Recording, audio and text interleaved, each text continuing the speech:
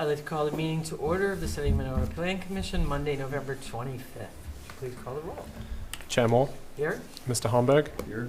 Mr. Chapman, Here. Mr. Stein, Here. Mr. Grice. Here. Alder DePula is excused, and we're still waiting on Ms. Fellett and Ms. Fox. Neither are here at this time. Great, thank you. Do I have a motion to approve the minutes from November 11th, 2024? I'll move approval. Do I have a second?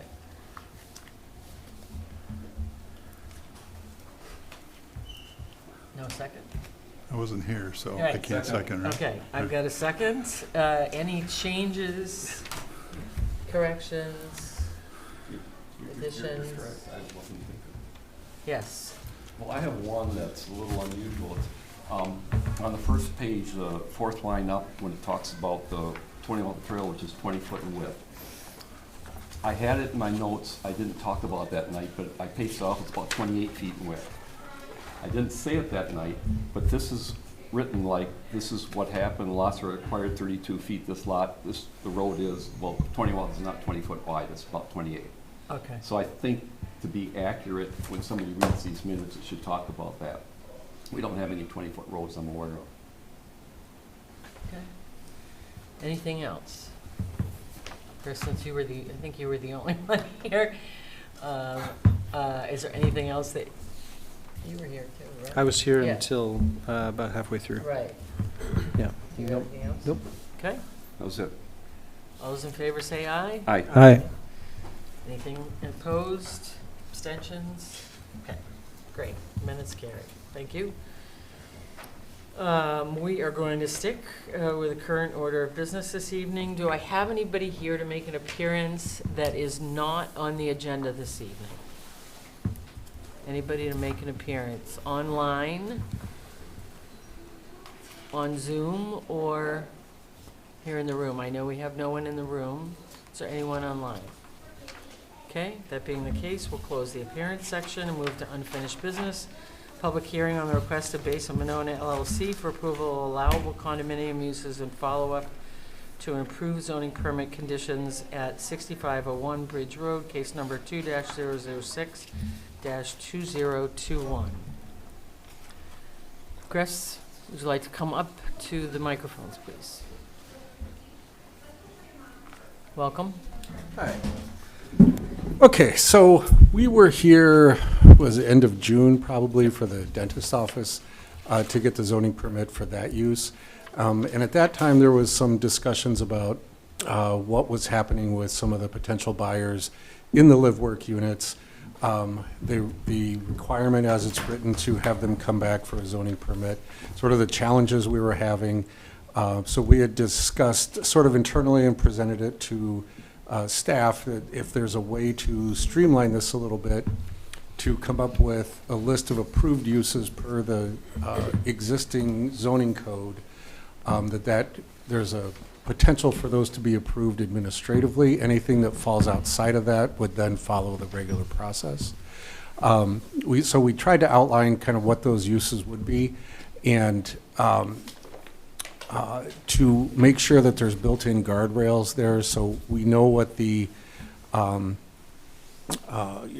the potential hot points are, right? I mean, we don't want any assembly spaces there. You know, I think I told Douglas we had somebody that wanted to do an arcade bar, and it didn't even, just no, right? We just turned those people away. But the people that want the offices or the smaller sole proprietor businesses, those are ones that we feel, since they fall within the existing zoning designations and guidelines, that there could be a way to streamline that approval path.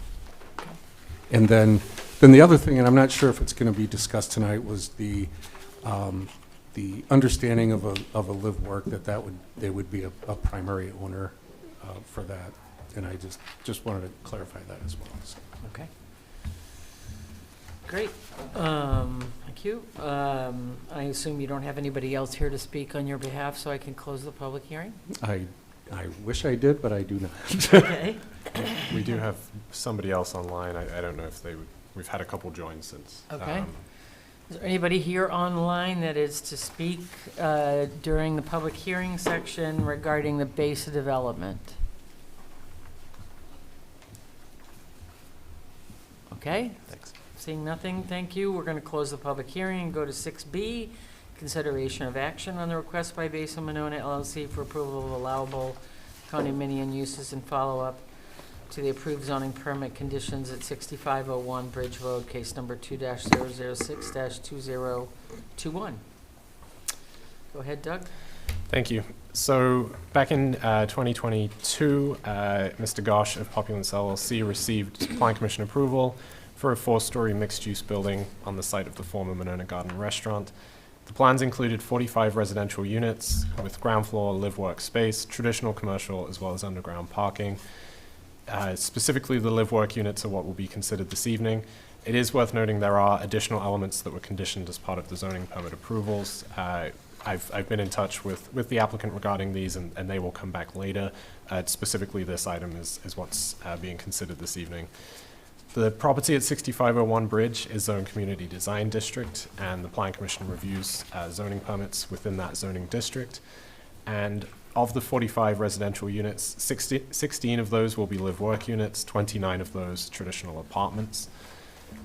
As far as parking and its relation to the zoning permits this evening, the applicant proposed 87 parking stalls, with 61 of those on site, as well as 26 street parking stalls, and finally a dedicated rideshare pickup drop-off zone.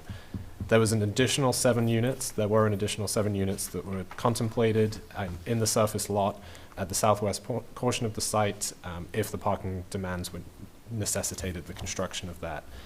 As mentioned, in June of 2024, the applicant returned to the commission for consideration of the build-out of the dedicated commercial space for affiliated dentists.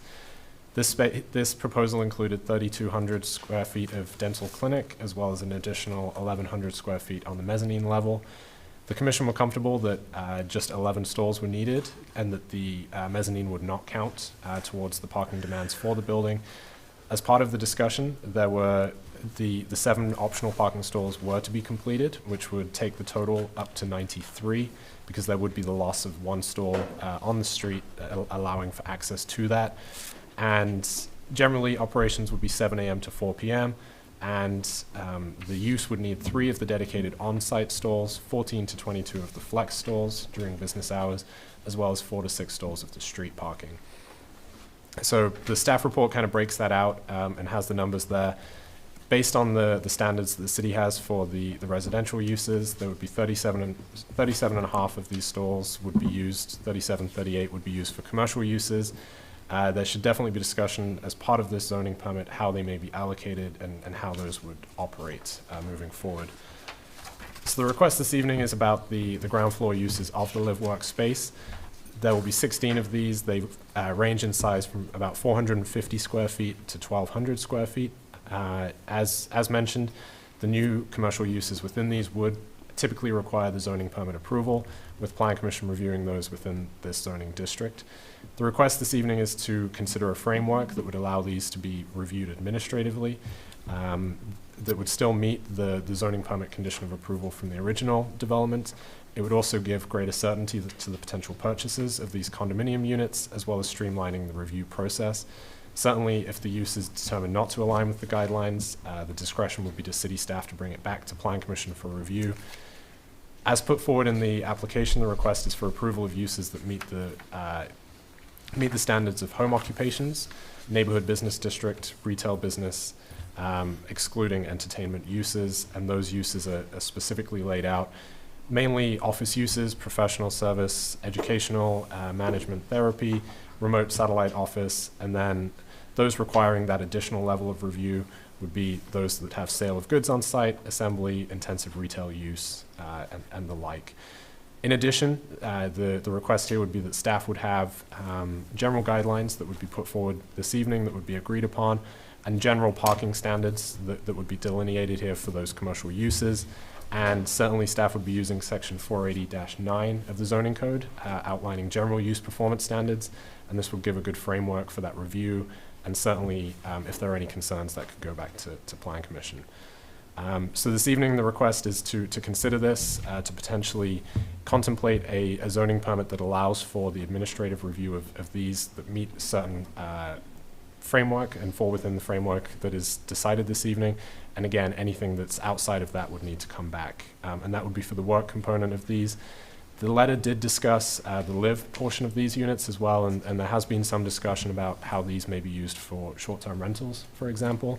I did put a note here in the staff report. That would be regulated as Chapter 367 of the Code of Ordinances, specifically for the main residence component of that. And if there would be need for an exception, they would be reviewed by the city administrator on a case-by-case basis. So I just wanted to put that in here, that I do see those as two separate elements to the request, but just wanted to note that as well. So if the commission deems appropriate, I did include suggested condition of approval with additional elements as listed in the staff report. Thank you. Thank you. Brendan, you want to start it? Yeah. I actually don't have any questions for the applicant. I have questions for, is there precedent for anything like this where instead of, like per discrete use, we're providing some sort of allowance that is then allowing an administrative process, or?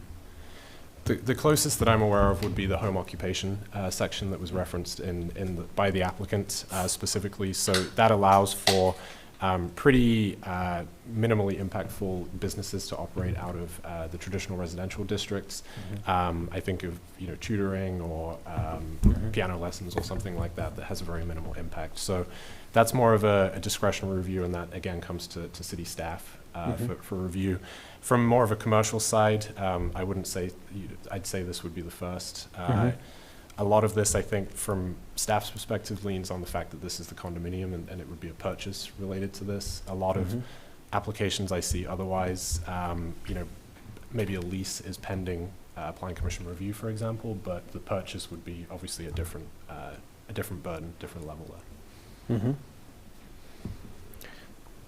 I mean, anything else I would offer here is just the perspective that that sort of allowance seems pretty broad, and I'd be a little bit concerned about precedent related to it.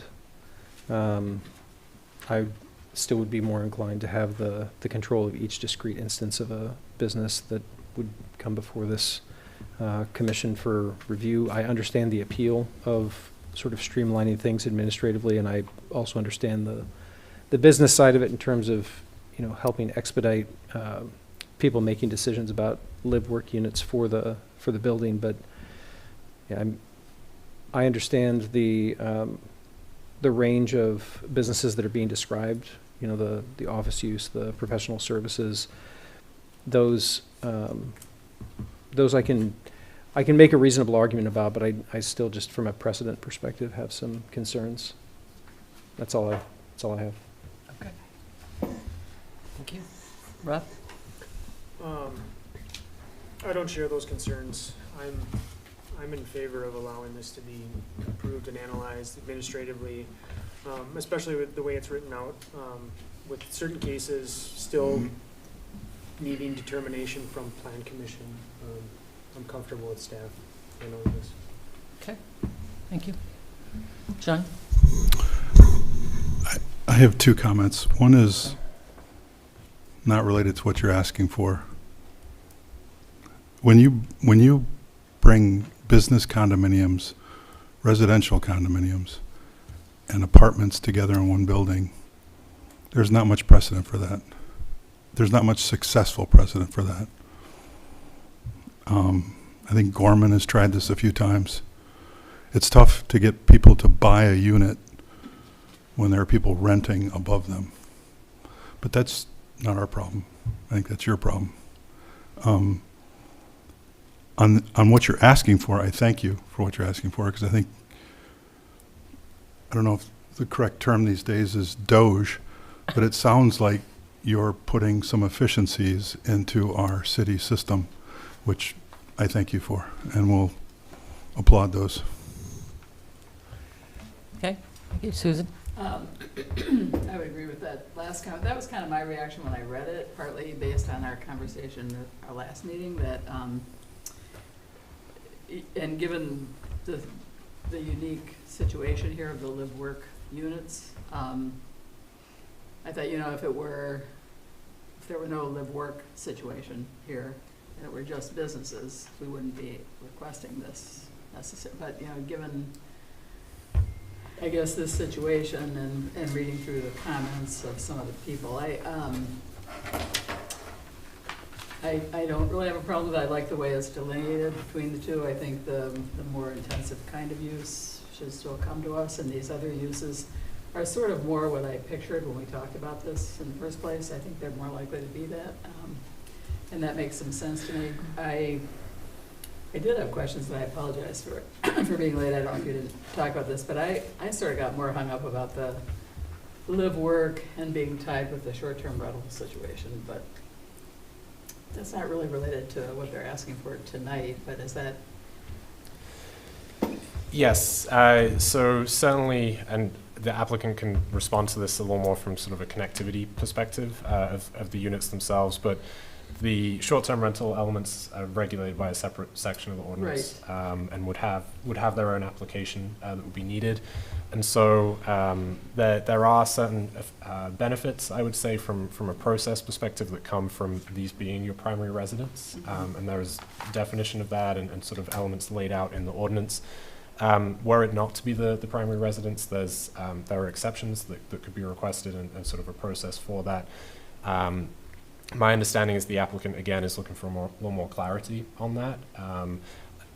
Really, you know, it is sort of seen on a case-by-case, and as those applications come through from a short-term rental. So I sort of mentioned it so that it was at least covered in the staff report, but I do, as you say, sort of see them as separate applications and considerations, quite honestly, that this is more of the commercial side this evening, and that the residential. Right. Okay. Yeah. Well, and that was my thought, I guess, because I thought the whole idea of this being a live-work situation was that the business person would be living in the, you know, that was the concept. So you're saying that we would just deal with that if it comes up later as a separate? Yeah, so the people that have been interested, and there have been quite a few, have, you know, they're making a significant investment, right? So they're coming back and saying, well, if we can streamline this process to get us in, then we'll sign the offer, then we'll start planning our space, you know, then we'll start doing that. And then inevitably it comes up, well, what if we're gone for for 3 weeks during the summer? You know, can we Airbnb out the top part? Okay. And it's like, well, look at 367, you know, and nobody seems to be into the ordinances as much as I am on some of this stuff. So kind of have to explain it to them. It's like, well, what can we do for flexibility there? You know, how can we accomplish, you know, they're looking to make, you know, some Sure. additional revenue, right? Yeah. And so, you know, how can we do that? So I don't think that, you know, taking any action or really discussing that on a non-case-by-case basis, it wouldn't affect the people that we have sort of behind the dam here waiting for tonight, Right. than the streamlined processes that we're talking about. Right. You know, we can deal with those people, and they're gonna, you know, that's already taken care of, right? Okay. So that's Because what. that part does get complicated. I Yeah. agree with some of those comments, and it's a whole other can of worms, so. Yeah. All right, but yeah, as to this proposal, I think this makes sense.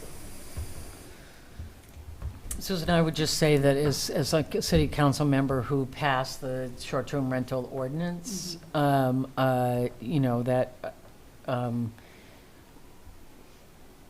as Doug said, we have regulations that take care of that part of it. And when I say take care of it, I mean that there are parameters or guardrails around somebody using a primary residence for short-term rental for limited lengths of time, and all of which revenue comes back to the city, and there's an entire public health and inspection Sure. process and everything else. So we would not normally be involved in that. Right, no, Right. yeah, I got. That's that that's part. being handled administratively already, Right, is my right, point. Sure, yeah. Okay. Yeah, yeah. No, I understand that. I still have other questions, but I'm not going to belabor that point tonight, so. Yeah. Okay. Yeah. I had similar questions, just because when I was reading the letter that you had sent, Right. of the 6 comments, 3 of them, you know, were about the live work, and so I was wondering if the hope was that they would buy this unit and then rent out the top and then have their business in the bottom, because the intention was for them to Yeah. live there. Yeah, so So- the thrust that I'm getting is flexibility, right? And again, if they have an opportunity to, for a weekend or for, a week, if they're gonna be out of town, can they do that? Mhm. And I keep referring back to 367, and it's like, hey, guys, it's already regulated, right? Yeah. So that, I would say that the, overall interest has been, I'm able to walk down the stairs to get to work, right? Mhm. That's been the overwhelming Yeah. response, so. And not so much about the, leasing out the space. Okay. Well, I mean, one of the things that we liked about this proposal from the beginning is the creativity of bringing a different kind of housing unit to the city and providing something that was missing in the market, and we're very excited about that. And so I definitely am in favor of what is before us, because I want the city to be able to support what you're trying to do. And if you're finding that you're not able to convert those units into condos and sell them as you had intended because we don't have the efficiencies that we need, that's definitely something that we need to be thinking about. So I really appreciate what you've put forward, and I think it does make sense.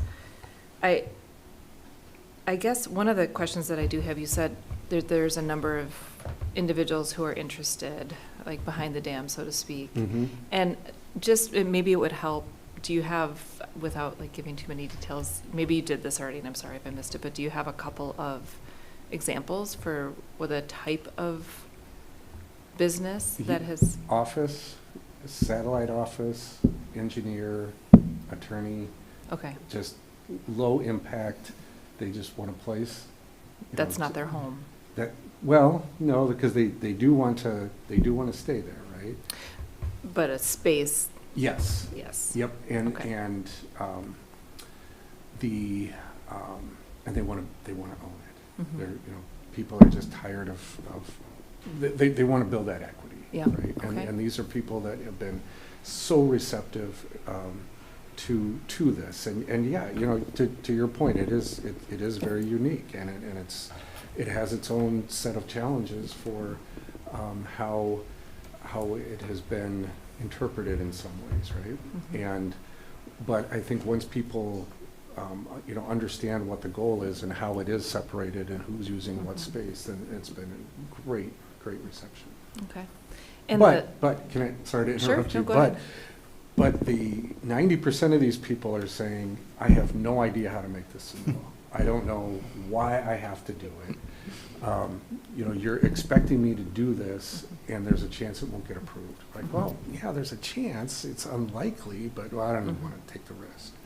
So that's where they're all sort of bottled up and saying, I'll hold off on signing a lease until Mhm. you get through this with the planning commission. So that's been sort of the process.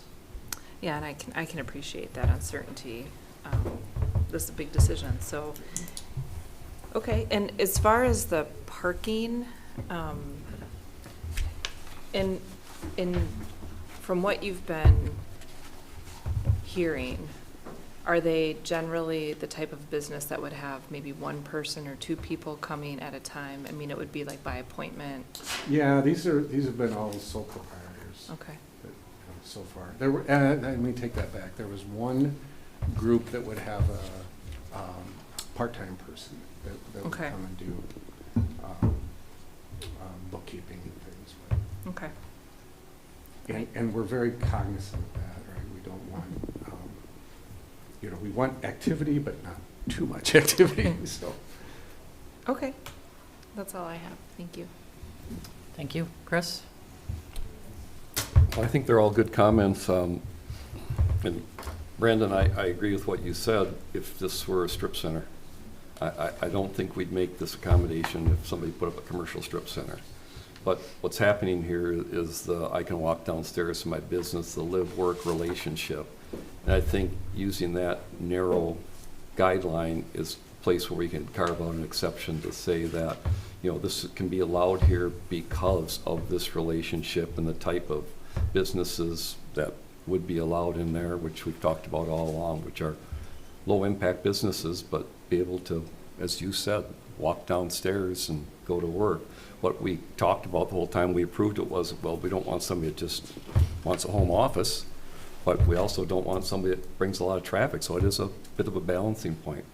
So I think with a finding of fact that this is why we're doing it, and then I would add on to your list of uses that would require a zoning permit, any other uses that may have intensive parking requirements.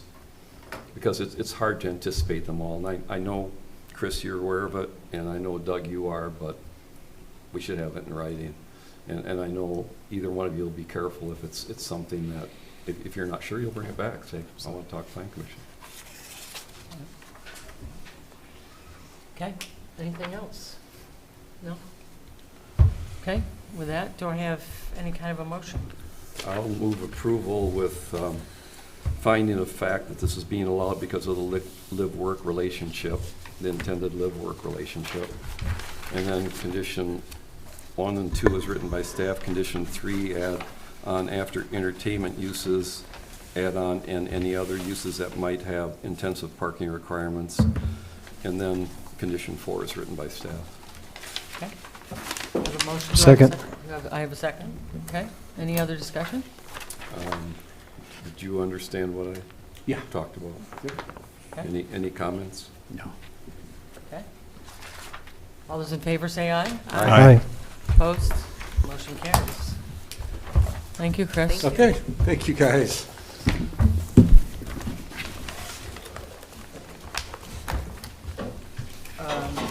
Moving to number 7A, new business, public hearing for DSI Real Estate Group LLC on the request for consideration of the general development plan, GDP, for the site located at 100 to 300 River Place for multifamily development, case number 2-026-2024. Welcome, gentlemen, the floor is yours. Well, thank you. Good evening. My name is Brian Munson, a principal with Vanderwall & Associates. With me tonight, we've got Troy Jacoby with JLA Architects, the architects for the project, and Dan Brinkman with DSI Real Estate. Doug, if you could pull up the presentation starting just with the plan set. This is an opportunity for redeveloping, revitalizing a site right now that has, DSI being the original developer of this entire development located at the southwest corner of Broadway and Monona.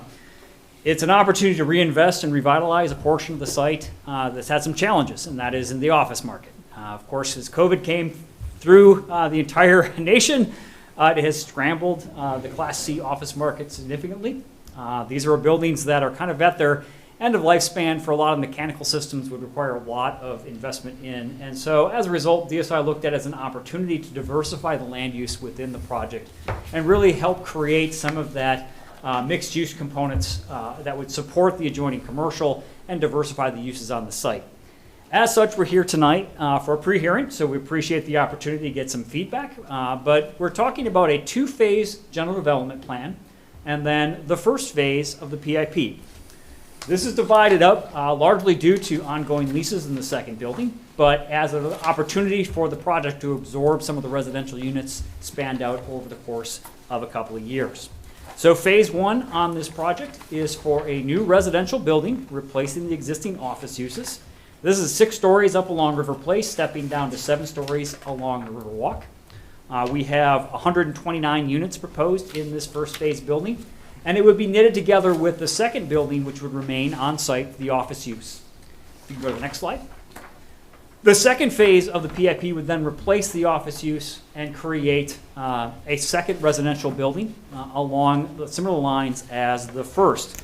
Really looking at an opportunity to bring some much needed residential use and complementary uses for the adjoining commercial uses. If you could go to the next slide. You can start to see the design intent for the project. Next slide, perhaps. They wanna load. Well, while that is loading, what you can see are some renderings of the site in the packet that begin to illustrate how this project steps the residential uses up towards the street and transitions from a largely suburban format to a more vibrant urban format.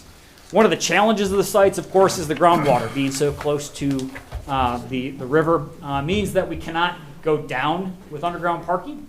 So we have a core of parking on the first two levels that is wrapped with townhomes that have individual entrances out both to the boardwalk as well as the street to the north. So we kind of create a nice walking street, extend the sidewalks across the site, and create a new aesthetic along that frontage.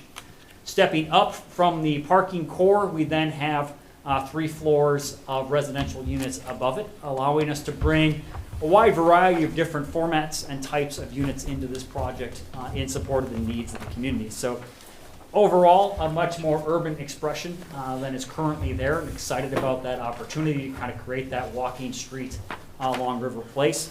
We appreciate Doug's in-depth comments, and so we'll be looking at quite a few of those, just to touch a couple of the high points. We do anticipate this site would be above 30%, but we'll look at that percentage exactly as we move into the final formal application. And I've looked to try to create both pedestrian frontage along River Place with a step back and walk-up units, as well as walk-up units down to the boardwalk along the bay. We do have a 4th floor roof deck, amenity deck for the residents, so we'll be getting some additional information into the packet as to how that will be designed and landscaped in support of the use of the building. In terms of materials, as you move around the project, you see durable materials being used, a blend of different materials of a residential expression, but still trying to maintain that urban environment with brick and stone elements at the base of the building, stepping up to a variety of different materials as you move up the building to create some interest, some relief, as well as transitioning across the building to break the overall massing down. So again, we're here tonight to get additional feedback.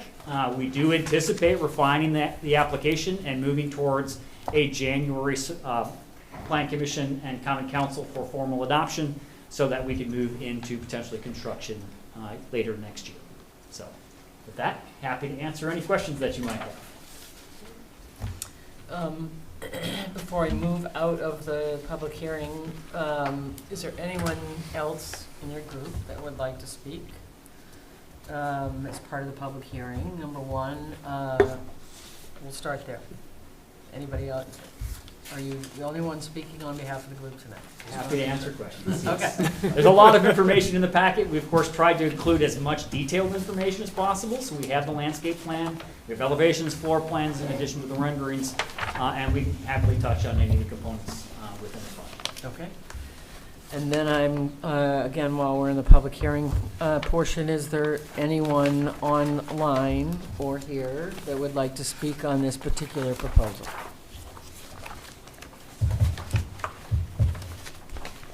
Hearing none, we'll close the public hearing portion and move to number 7B, pre-hearing conference for DSI Real Estate Group LLC on the request for consideration of a general development plan, GEP, for the site located at 100 to 300 River Place for multifamily development, case number 2-026-2024. Doug? Thank you. One of the things I'll sort of point out off the bat here is that the staff report kind of included both the GDP and PIP. So I'll probably, if I may, just kind of not go all the way into sort of the landscaping and details and keep it on the GDP. So as way as overview, as mentioned, the request here is the proposed demolition of the existing office buildings, phase construction of 2 7-story residential buildings along River Place as part of a new submittal for the site. The plans call for between 250 and 270 residential units across the 2 phases. Applicant seeks feedback this evening as part of the pre-hearing with the intention to finalize plans later. And we'll also be looking to discuss this with the Community Development Authority, the CDA, because there is a tax increment financing element to this as well, and that will have its first meeting with the CDA tomorrow night. As part of this, the zoning for the property is a community design district, and as such, the applicant is seeking to pursue the Planned Community Development, PCD framework. That allows for the general development plan, which is more of the master plan for the whole site, as well as the precise implementation plan, which will be the specifics for each of the two buildings in this case. And so that the intent there is that it gives greater flexibility across, given the scale of the proposal, and allows for that phased development of the site with the certainty for the developer there as well. So as mentioned, the zoning here is Community Design District. The 2016 Comprehensive Plan classifies the property as commercial use in both the current and future land use maps, and that is defined by the Capital Area Regional Planning Commission as land use for retail, service, commercial, and office uses. As was shared this evening, as well as in the application materials, DSI Real Estate, the applicant here, does control a large portion of River Place here. There would still be a commercial component to this, but they shared some of the challenges with the aging buildings that they do have, the increasing vacancy and the need for reinvestment, repositioning, which has caused the application to come in this evening. It's certainly the understanding of staff in previous discussions that the commercial space to the south, closer to the Beltline, would remain. That would still be a dedicated commercial space as part of the project, and this is not seen as sort of the next element to the project. So that has been discussed as it relates to the land use here, and sort of seeing this as a larger project as a whole.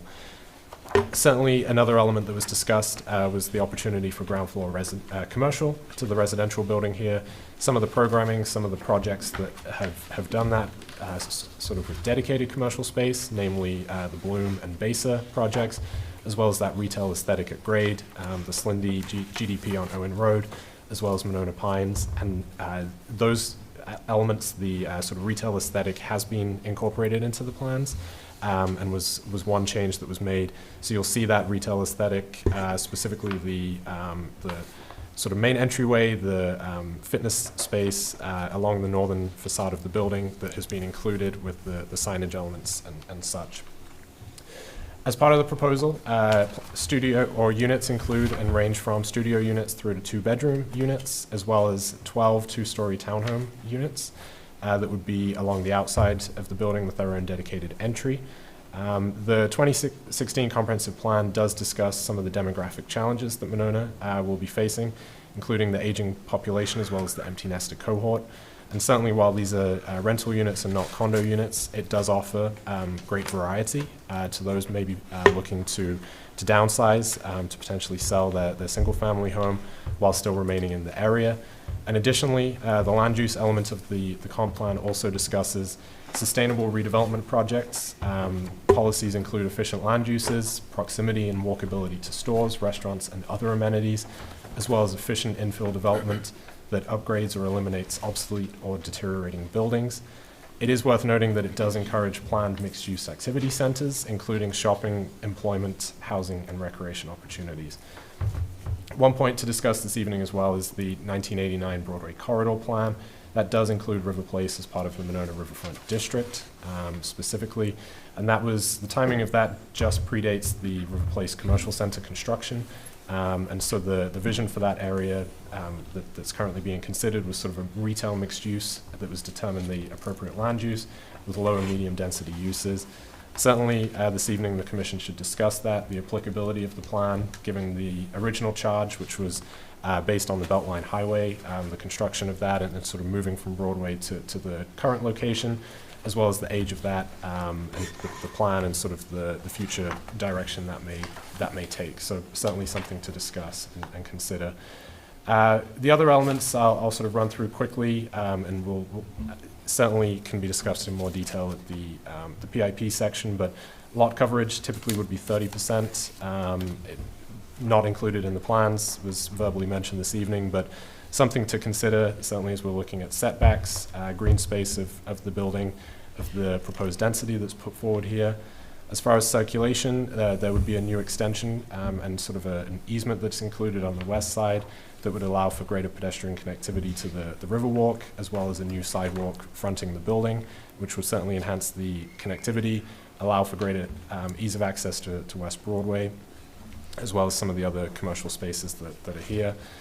One point to discuss probably at this juncture would be the loading, deliveries, rideshare accessibility. Given the proposed layout of this, most likely that would be along River Place, so just considering how that impacts design would be important. And specifically, I think one of the bigger elements for discussion this evening would be parking. So there are certainly challenges on the site as it relates to the water table, the ability to have underground parking. That leads to the design of the buildings, the proposed design of the buildings, and the fact that the lower 3 levels are a concrete base that have wrapped parking effectively, so a little more unique than some of the others that we have seen in the city. So in some ways that does owe to the height that is put forward. These would be the tallest buildings that have been proposed in the city. But typically, you would expect maybe 1 level, maybe 1.5 of underground or sort of parking below grade, and that's not something that's possible here. So something to discuss. The parking for phase 1 looks that it would have a deficit of 31 stalls, 30.5 parking stalls. So certainly something to consider as it relates to transportation alternatives, bike share, metro transit that would be servicing the Broadway Monona Drive corridor, and if there's alternatives or options to potentially include and count some of the street parking as well. And then finally, just the architecture and massing. As shown, the buildings do include a range of high-quality materials. Again, the wrapped element at the bottom, and then sort of the traditional residential above that as well. You have the pool deck that's sort of facing the southwest corner and overlooking the lagoon, as well into the wetlands. And then just discussion of the step backs, the massing, and overall the density for this proposal as well would be worthy of GDP discussion. That's it for me. Thanks. Thank you, Doug. I just have a quick question before I turn it over to the commission. On the very first page, you're showing 6 stories for phase 1, and on the second page, you're showing 7 stories.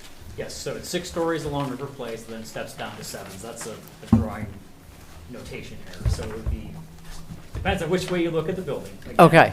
along River Place, as shown in the renderings there on the first rendering, it's a 6-story expression Okay. along the street. But from a grade sense, the lagoon steps down. The current office buildings are 2 stories in the front, 3 stories in the back, for example. Okay. So we'd have Great. an exposed lower level. Great. Yep. Thank you for providing that clarity. Great. Thank you. I'm going to start with Chris. Okay. Well, for starters, you all know I'm very protective of our commercial businesses, and I'm not a fan of converting commercial to more apartments. Having said that, if the will of the rest of the commission is to convert it, then I have some comments for the GDP. Excuse me. I think it's too dense. I think there's too much building on it, and I think that's obvious by the parking ratios, the way they came out, and they're actually a little worse than what you're saying, because you're counting the temporary lot. When phase 2 gets built, it's down to 37 parking stalls, and that's for both of these buildings. So you get even worse as far as parking goes. So I think there's just too much on this lot. I think it's really big. I think it would tower over everything in the area. I know it would. It's even bigger than Tresta, and that's pretty big. So GDP-wise, I think if it goes ahead, I think it needs to be cut back. I think there's some articulation horizontally. There's virtually no articulation vertically. So as it comes back, I think it needs to step back as it gets higher. For me, I'd probably say 1 story less and then have some step backs in it to create some areas, but also to create some interest in the building. That's a lot of a solid wall. I think another thing that would help that wall, the residential area, is to have some areas where the brick came up into some of those upper levels. The brick is fairly well grounded, but then when you look at I hate to do that, but say just an example of that, there's just 4 stories. There's variance in materials, but there's not a lot of variance in facade, nor bringing some of the brick up and maybe getting some movement this way. That's a lot of building. I think it's going to be overpowering when you see it there next to the other ones. um, the River Place plan, I think, well, this is 100 and 200, right? Our staff report keeps saying 300. When I was there Yeah. today, it's building 200, the second one, correct? Yeah, there's actually 3 addresses on the site. There's 2 buildings. There's the 100 and 200 building, Yep. but there's 3 parcels. There's kind of a So little there's no sliver building parcel. on There's no 300 right building now? on Okay. 300, correct. I think that can be a little confusing, so we're looking at Yes. there. Excuse me.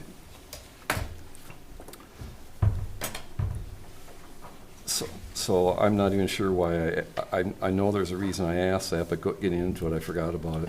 Yeah, just to put a point of emphasis, it Oh, I know it. spans from the dentist to the hotel. That's kind of the outer brackets. Right, okay, and the one next to the hotel is 200. Yes. Okay, I guess what I was gonna get at is I've been here too long, because I remember the River Place plan, and I think 100 was maybe the first building Dan built under that plan? It was actually the first building they built for DSI. Yeah, because Rutabaga was up before the plan was drawn up. And then I think once the plan was drawn, I think 100, I think we worked on that together, and that was the first one. So question to that, did you build that on pilings or did you undercut it?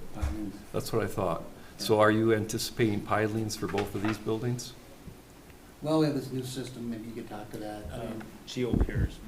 Okay. We're definitely. Right, GeoPiers? Yeah, Right, GeoPiers. so you do GeoPiers, because I think some of your other buildings did full undercuts and soil replacements, so instead you'd go with GeoPiers on this. Okay. We still gotta dig into it, but that's the initial. It would probably be the most cost-effective, I would think, for that, for what I've seen other projects do. And with your level of parking, then you're really not going down. Your lowest level of parking will be even with your walkout on the lagoon side. Yes. Okay, so your water will just be your enemy during GeoPiers and maybe some plumbing pipes or something. Okay. Green space, you spoke to Brian, that you're confident you'd hit the 30%. Well, what we'll be looking at is the design of that upper floor amenity, potentially as an augment to the open space on the site, as well as landscape treatments. Yeah.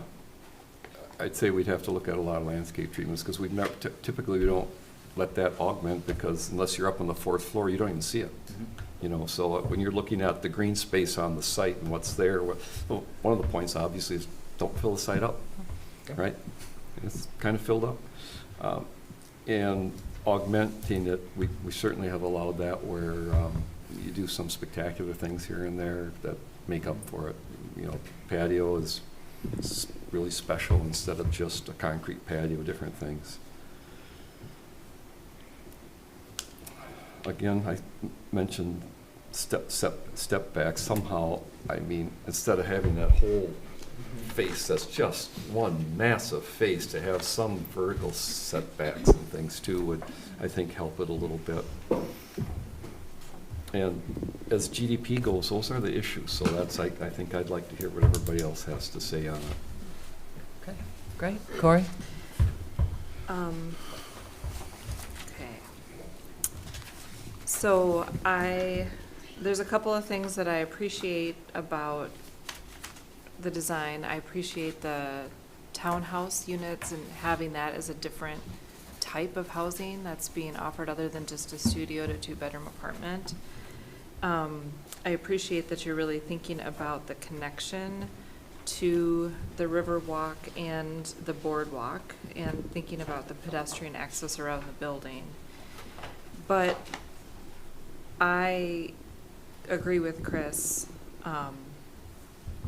This is, without any commercial here, this is not something that I really can support at this point. If you look at one of our, Doug puts in the staff report that the GDP is intended to provide sufficient definition of the proposed development to make possible determination as to its basic acceptability in terms of its character, use pattern, intensity of use, and it goes on and on.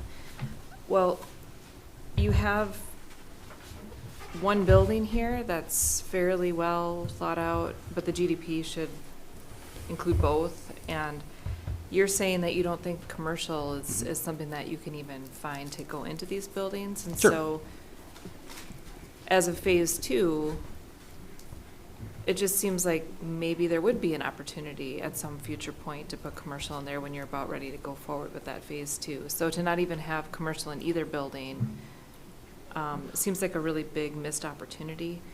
We do have our Broadway plan, and it is from a very long time ago, and it's something that we have talked about at the commission quite a bit as to that's something that could be updated to meet some more modern standards. But one of the things that I don't think we would change in there is the fact that, oh, where did I see it now? Here, that this should be a retail mixed use kind of a location. We need to have that mixture in uses. So that's the bottom line, I guess, for me, is I want to see some commercial in here. I do understand, we've been told by groups as they've come in here asking for different approvals that commercial is really difficult right now, and we do understand that.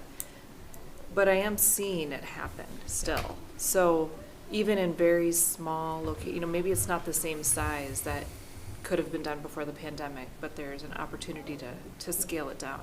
I mean, I don't want to name specific businesses, but if you're going to have 250, at least maybe 300 people living here, there's going to be some retail needs that they might want to have down below.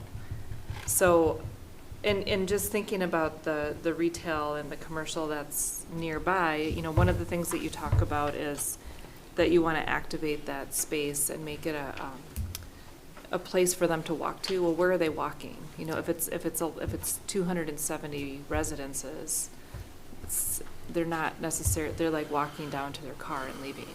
So how do you make the space activated that way? And if I could speak to that a little bit, with DSI having built the neighborhood and operating and owning actually the commercial right across the street as well, they could speak to the challenges of commercial and retail. And that's where we saw this as an opportunity to kind of augment and support some of the existing retail that is there right across the street by bringing some residents in close proximity. The other challenge of this site is, as you said, with the delivery of parking. In a typical building, we'd go down a couple floors, and it's both driving the height of the building, but also the parking components of the building. While we have about 20 stalls along the frontage immediately adjacent to the site, if we were to integrate additional commercial, the challenge becomes bringing additional parking demand. And so it's finding that balance. And the goal of this project was to try to bring some complementary uses in support of that retail across the street, which currently does have vacancies. That's something they've been working to try to fill. But to bring it into the building exacerbates that parking component at the same time as complicating some of the building components we're trying to deliver with this project. So that's what led the team to look into that horizontal mixed use. We would continue to have what's across the street as well as along the Beltline, delivering some walkable commercial that's accessible both by sidewalk now as well as the boardwalk. To get around to those uses. So in terms of the ability for residents to walk either to Yahara Terrace, across the street, or around the corner, there are walkable destinations that could support them. But we see this as an opportunity to help support those commercial spaces as well, and hopefully try to reactivate some of those and bring uses in support of that. Mm-hmm. Yeah, I understand. Let's see. Something that I wanted to bring up that's not directed to you as the applicant, but just thinking about the city as a whole, they mentioned the connectivity to the boardwalk and everything, and so I guess it would be interesting to see how the development in this area does tie into the boardwalk and then over to the I never can say it right, Lottie's Park. And then, what is the connectivity over there? Because there isn't really a good way to get over there. So just throwing that out there as development in this area is considered. I'm going to stop there just because I think the rest of the commissioners will have some other things to add. Susan? Okay.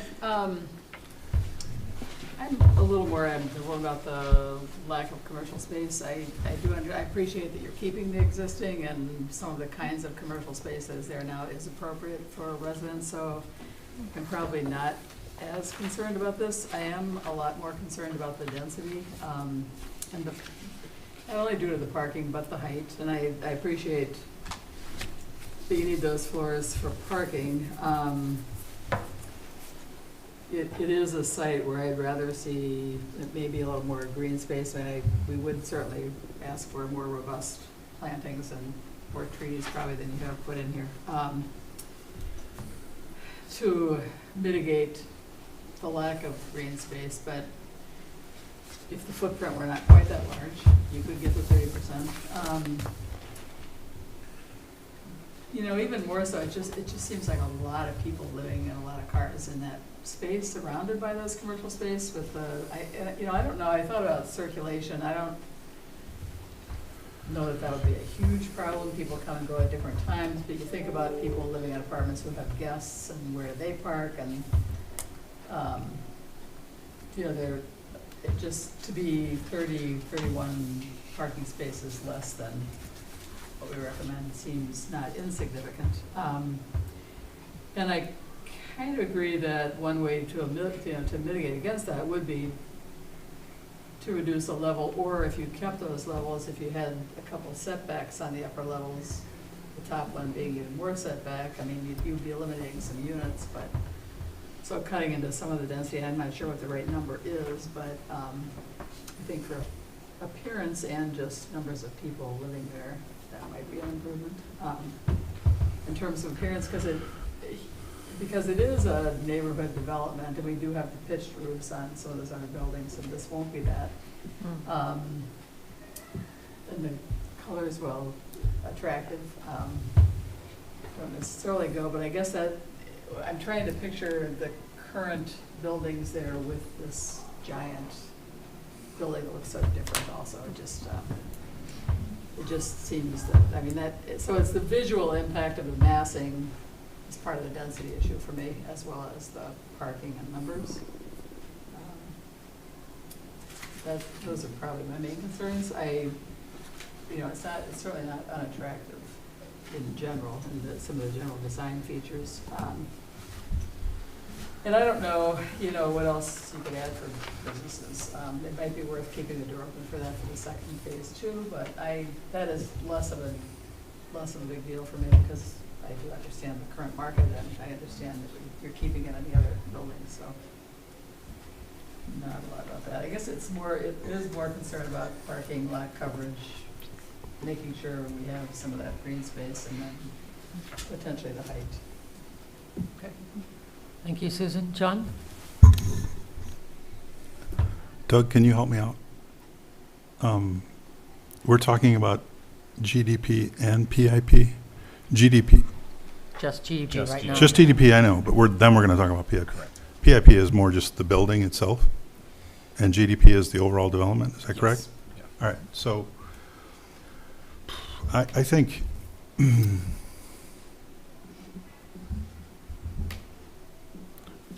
DSI, was it said that they own the existing retail center to the north?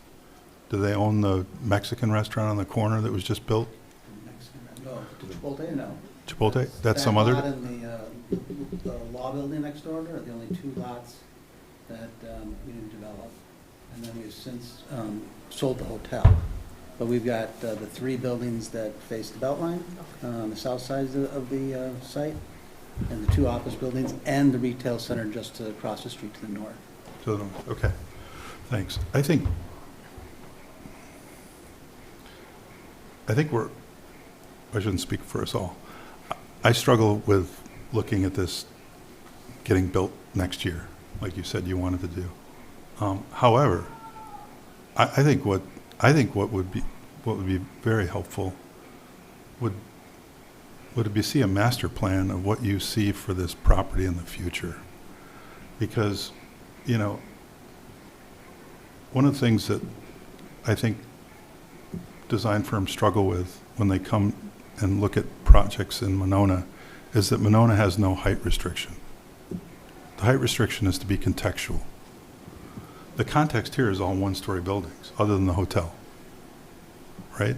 The existing retail centers are all one-story buildings. Yahara. Some are a little bit taller than that, but yeah. The new dental office is two-story, okay. The Waypoint, that's got some height. Yeah, But I think what I'm getting at is, it's not contextual. And that's what our requirements call for.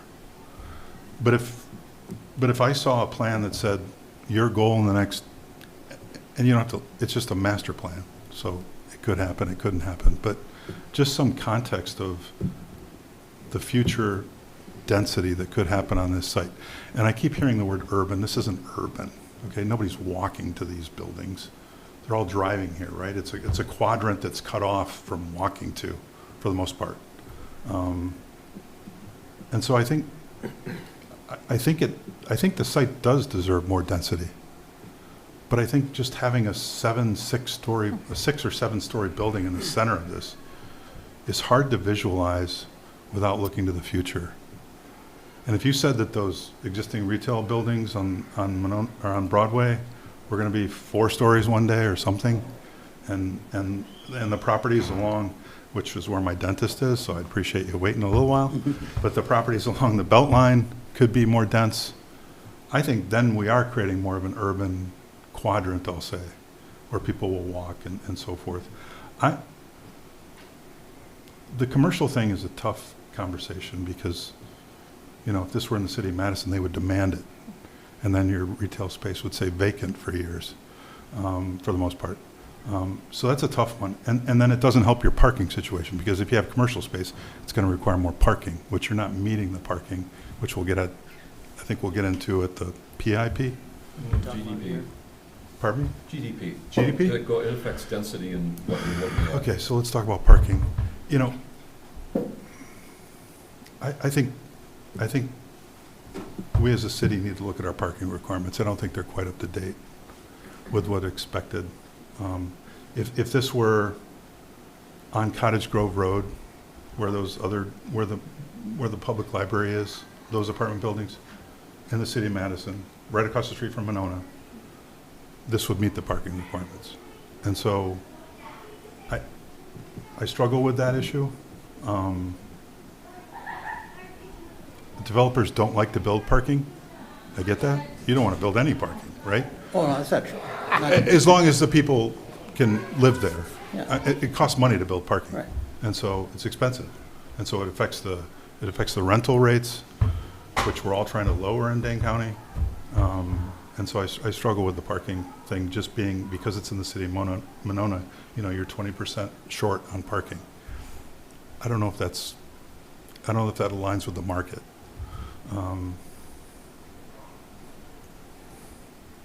I think that's all I have on the PE. GDP. Thank you. Thank you. Rob?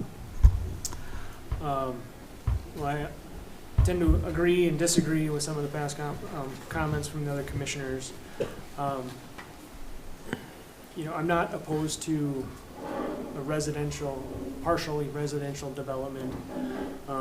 The conversation around commercial, I think, is, as alluded to, it's tricky. You know, I don't know what the lifespan of that building across the street to the north is. I don't know how old the building that you're tearing down is. Like, is that going to get redeveloped in the next 10 years or 20 years? And into what? Now, I understand you like to defend commercial space just in lieu of residential, but to what extent do you carry that? Is it all commercial space? Because commercial is changing. It's like we have to change and adapt to some degree, and I think we have. If you look at some of our past developments and some of the compromises we've made with developers. But this is just one very large residential building. And I know there's there's a building right next door, Yahara Terrace, and that has commercial space on the first floor.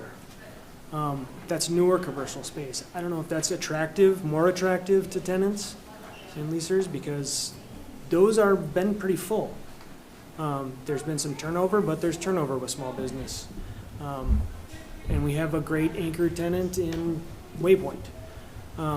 So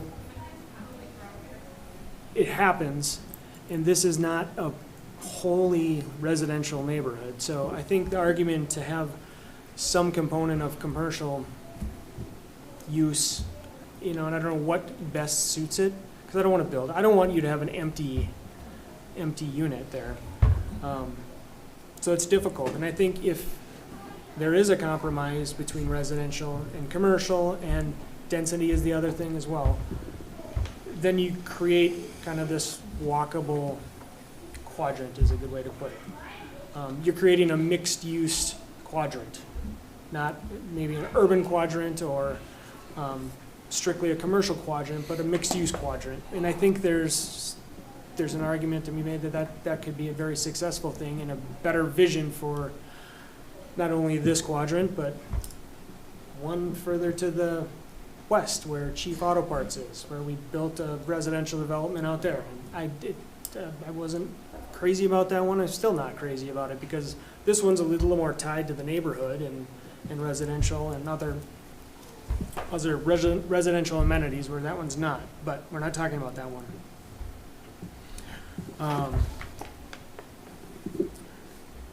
The 30% lot coverage, yeah, I think we would want to see a very well thought out and designed kind of site plan, landscape plan to accommodate what we're doing here. And I'll talk more about that in the PIP. One thing I think that would be helpful for the commissioners and for our audience on YouTube would be just a massing image. And I know it costs money and time to create these things, but just strictly a massing image in context of Monona. Some aerial views, and I know they're not that hard to make because I make them. But that gives us an idea of how tall this building actually sits next to the dental clinic and the strip mall to the north and the neighborhood across the street. That would be very helpful for me, and I think for people that aren't as adept at looking at a plan or an elevation to kind of see how this is impacting that area. I think the parking deficit, I mean, we've been flexible to some degree. Your comments, John, were, I think, well made, and we probably should revisit it, but we don't have that today. So, but I think the comments of density and unit makeup can help address some of those things. The building massing, I do appreciate that it's stepped back on the second floor on the north elevation some, but I think there's opportunity to still step back on the top level. And then as far as the overall aesthetics of it, I think it looks like a cheaper building on top of a nicer building. And I don't mean to offend, but masonry helps things, and it's one thing on top of another thing. It looks like it's kind of blocks together, and bringing masonry up through that building, if you look at, not to pick on Yahara Terrace, like it's all paneling, and it's not as attractive as if there was masonry continuity, like going up through the building. The building on the corner of Cottage Grove Road and Monona Drive that just went up, it's the same thing. That's a 5-story building. I think it looks really nice, very well done. The current building, like it helps give a layer of quality to the whole building, even without doing a complete masonry building. That's my personal thoughts on that.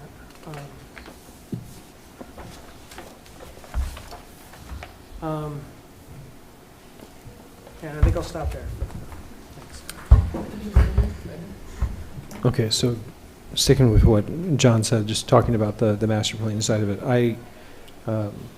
I I agree very strongly with everything that, John, that you shared, that, I'm an optimist by nature, and like, I can dream and imagine a future where this makes complete sense, but that's me sort of intuiting things, and I think putting more of the work back on your team to explain the master plan of that long-term vision, I think would be really important to come back and present with.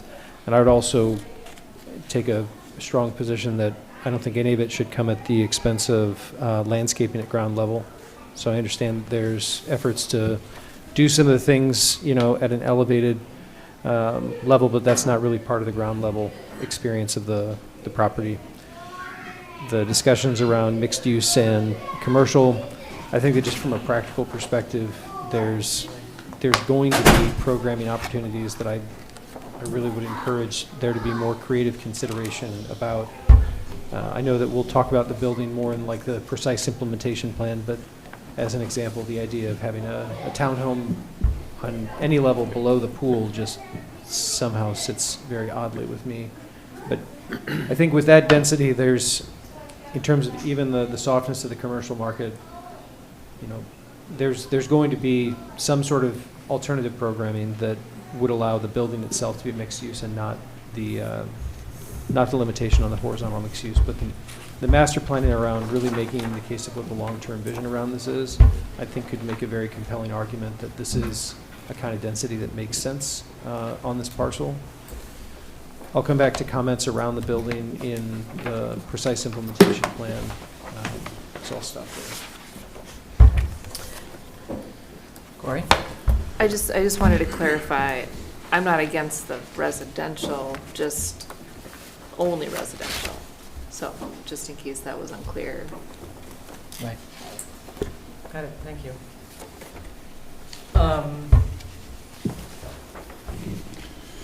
I would just say, I don't always speak, but I would just say, from my point of view, I just want to echo what some of the commissioners have said, since you might feel like you got a mixed bag here. I concur with what John said around having a master plan, and I think that's actually more or less been required, where there's been several phases. In the GDP phase, we've required to see more than just a building. When we're looking at a GDP, and I think having that master plan perspective would be helpful. And I would also just echo that the overall quality and the brick that Rob just spoke to, I think, is really important too. I mean, this building, more than anything, strikes me as, this is, for all intents and purposes, the true gateway to Monona, right? This is at the exit. That is the Monona exit. And so I think having a building that is frankly really stellar from a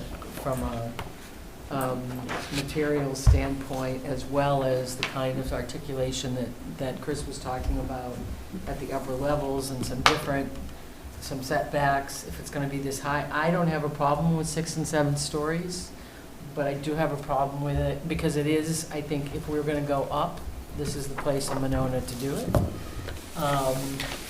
But it would be helpful to have that context, and I think if we are going to go up, then having that different articulation and not just a big solid wall would be, which of course would change the density and reduce the density some, I think would really help, as well as the overall material choices, because again, this is when you come off the belt line, there's no question you're going to see this building, right? And it really is the gateway to Monona. So, I can honestly say I'm really proud of this commission for all the time that I've been here, for the buildings that we have approved, precisely because we really focused on things like that, as well as the 30%, which I think is really critical.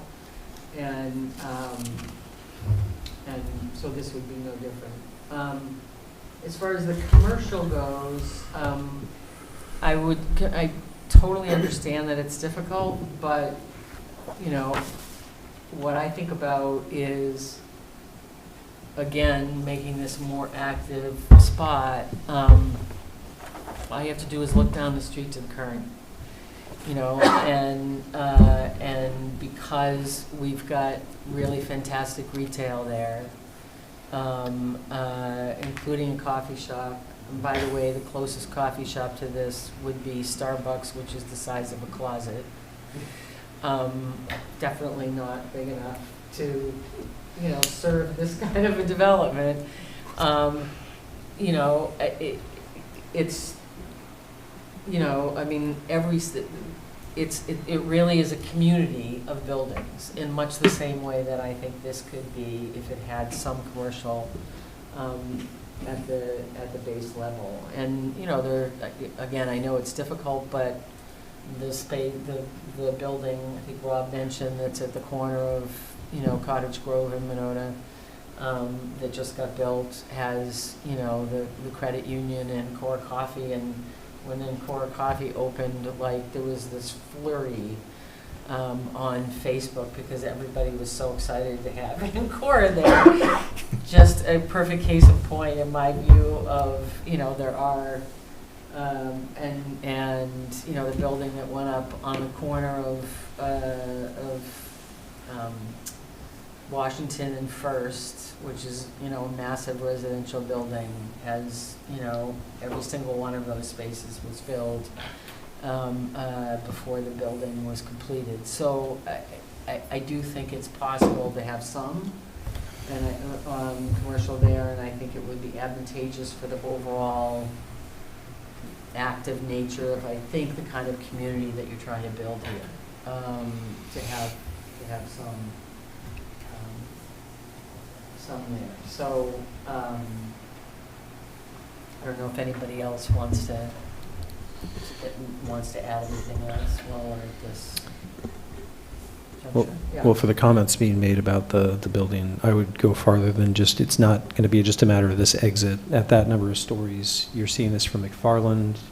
You could see this from the interstate. I mean, it would be how you would orient yourself. We had the presentation about Topgolf and, you know, that being sort of the landmark and how people would be orienting themselves to this community. This would be the orienting structure. You know, even it would compete with the water towers as far as how you would orient yourself to the community. So in terms of like the design language of the building, you know, I was going to reserve more of these comments for when we were in the PIP, but, you know, just the expression of the building should be an expression of the community in its color scheme and its aesthetics and all of those things. It should really seek to actually be sort of the, you know, lean into itself as the kind of the orienting structure to the community. I would also, you know, in terms of other, just spitballing with you about commercial use cases, you know, if you want to talk about that, acknowledging John's comment that this doesn't really fit what we would think of the definition of urban, say, other environments, but let's just lean into it as a thought experiment. You know, there are a number of downtown structures that are units, and where the lower units is more, think of like a boutique hotel structure, and then the upper stories are places where people are, you know, residing as residents. There's all kinds of things that I think are creative ways that you could get, you know, things that are commercial use that aren't the things that, you know, we're thinking of. We don't need one more Anytime Fitness location as an example, but, you know, yeah, anyways. Yeah. Another similar deal only comes to mind for me that I was just thinking about too, that is more, again, not totally urban, is I just happened to go to Stacy Dental. It's on Cottage Grove, out by Juniper Crossing. Again, that area, because you've got, you know, the Great Dane there, you have Stacy Dental there, you have you know, Edwards investment there. I mean, and again, when you go out there, whether it's the middle of the day or at night, there's people, I mean, that is a community because there is some commercial there, and it's not just residential, so. We actually built that. Did I you? think We still own it. Yep, and we built the building right across the street, the tall building, Mhm. a couple of years ago. And we are sitting on almost 4,000 square feet of empty commercial space in that building. That's not in Winona. Nope, that's Madison. But So, we had the same argument. I mean, I'm sympathetic. I mean, There's- we own a lot of commercial stuff. We want people to be, you know, successful. Mhm. But it's not an easy thing, even in a situation right where you just said. We have a lot, we designed that whole corridor. And we have the grocery store, we have everything kind of kicking. We got a coffee shop. Even at that, right across from the Great Dane, we're still having a hard time getting these places full with the type of tenants you're talking about. Mhm. So I just wanted to rest assured, we're not being flippant about Right. our approach Sure. to this. It's based on our experience over the long haul, but to your point, it is Madison. I think there's a lot of units out there as well, right? Yeah, there is. I mean, if you look at the whole Grandview neighborhood, with all the single-family homes out there as well, yeah. Mhm. I think if you were proposing this on the existing retail center to the north, I would feel very strongly that you'd need commercial space.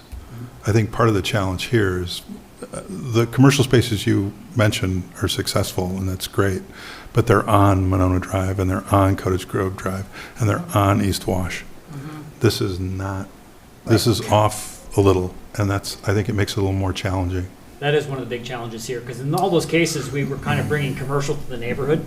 This is a situation where it's reversed. We have some commercial space, we're bringing a neighborhood to the commercial, because we're really out, we are a little bit isolated. And we have Yara Terrace to the west, which is, again, a very nice building, is mixed use, has residential, 5 stories. But beyond that, we are kind of divided off from a lot of the neighborhood, both by connectivity, the street connections Yep. come out to the arterials, but they don't really extend. You can't go to the next neighborhood over. So that's part of our challenge with the commercial, is just how people get in and out of this site. It supports commercial on, as you said, on the frontages. You get back a block and it gets a little bit more difficult. Okay. Chris? I just want to clarify my comment. I said I don't support it like this. I definitely would support it with first floor commercial. So I didn't mean, it's a absolute no, I mean, we need a commercial component. This is a commercial district. I mean, it was built as a commercial district. And even though they may front on Monona Drive, you have to drive down that road to be able to get to any of the commercial that's here. You don't get to it off of Broadway or Monona Drive. So I think it would work. I think it'd be viable. I still think it's just a lot of density, especially considering there's no commercial. And I know commercial cuts down on your residential density, but I think it's appropriate for this site. Can I ask, just one more quick, Yeah. so you also own the property then to the west where there are existing commercial, and that you plan to have stay there? Is that right, where there's some dental offices? Original Pancake House used to be there? South. South, I guess it's more south, yeah. So long-term thoughts about that building, I mean, do you see that kind of remaining commercial to the extent that it is, and? Yes. At this point. The answer is yes. You know, what the years bring, you know, we'll have Right. to see. You can't But, tell, right yeah. now, that's our commitment is to keep that as commercial uses down there. That's where our offices are. Okay. Anything else?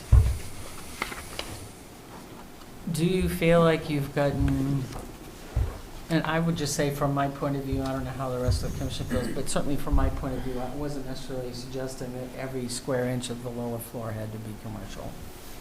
I would just like to see some commercial there. And, you know, I'm not, I think, because again, this is a commercial district. And I think with the density that you're talking about, that it still could be viable, but that's only my point of view. I don't know how other commissioners feel. Yeah. Yeah, I'm not necessarily saying we need complete first floor commercial. In fact, I don't think we need that. Yeah. And I do support the project in some capacity if it can evolve to kind of meet some of these comments. I had another comment, but I forgot now. Oh, and the height, like seeing the height of this building in context would be helpful. 100 and, what is it? Or it's 75 feet tall. I think the best thing, exhibit we have is in the perspective package on page, I don't have the numbers unfortunately in front of me. The last. Yeah, there is kind of an upper level aerial that shows it in context with the existing office building. Yeah. So you can kind of see, just as a point of reference, that's with the pitched roof on that, that's probably a 3.5-ish story building, give or take. Yeah, you're right. But it doesn't, we unfortunately, of course, Google doesn't have the new dentist office to the west, so we didn't have that in the model. No, If you go to the next slide, it actually goes even higher up. yeah, thanks for pointing that out. Yep. There you go. And of course, that doesn't show the second phase building at this point, but again, just as a reference point, it kind of gives a little bit of the context. Yeah, no, that's a good point, and the second phase will make it even a larger, but yeah. Thanks. So there does appear to be one, I don't have a page number, one slide that shows a second building. Yes. Yeah. Yeah. But again, there's not really a description, or since we only sort of see it off to the side, it's a little bit harder, for instance, it's obviously U-shaped or similar to, like, is that another pool? Is it a garden? What, again, usually when we do a GDP,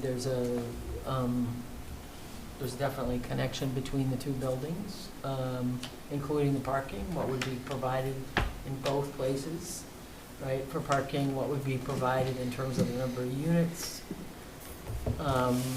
for each, what would be provided in terms of the amenities in each at the GDP phase.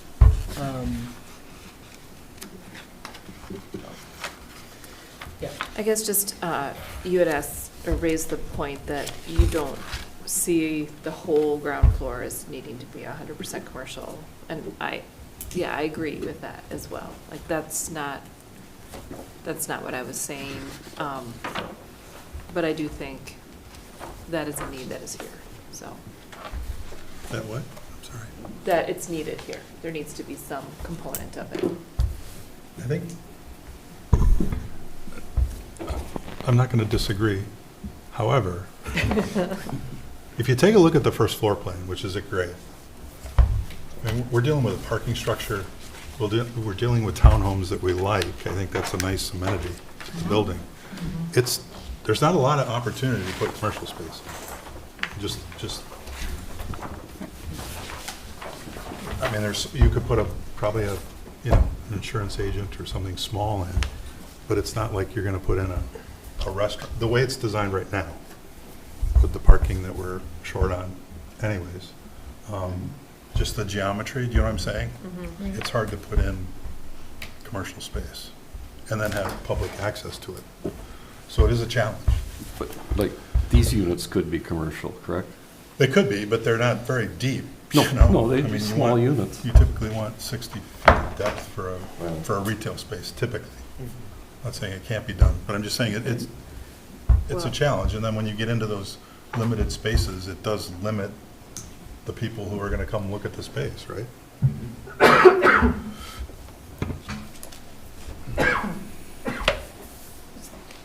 I have one more question related to the water table. I mean, obviously, I know if you go down, it's a lot more expensive, but we do have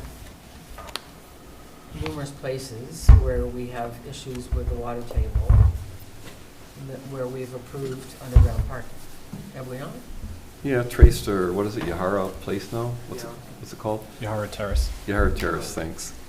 They did, and it's something I'm not really in favor of. They've got a trench drain at the entrance, and the 100-year flood hits that, and they supposedly pump that all out enough in a 100-year flood or a 200-year flood. And I don't think that's the way to build a building, to be honest. I think they're too low.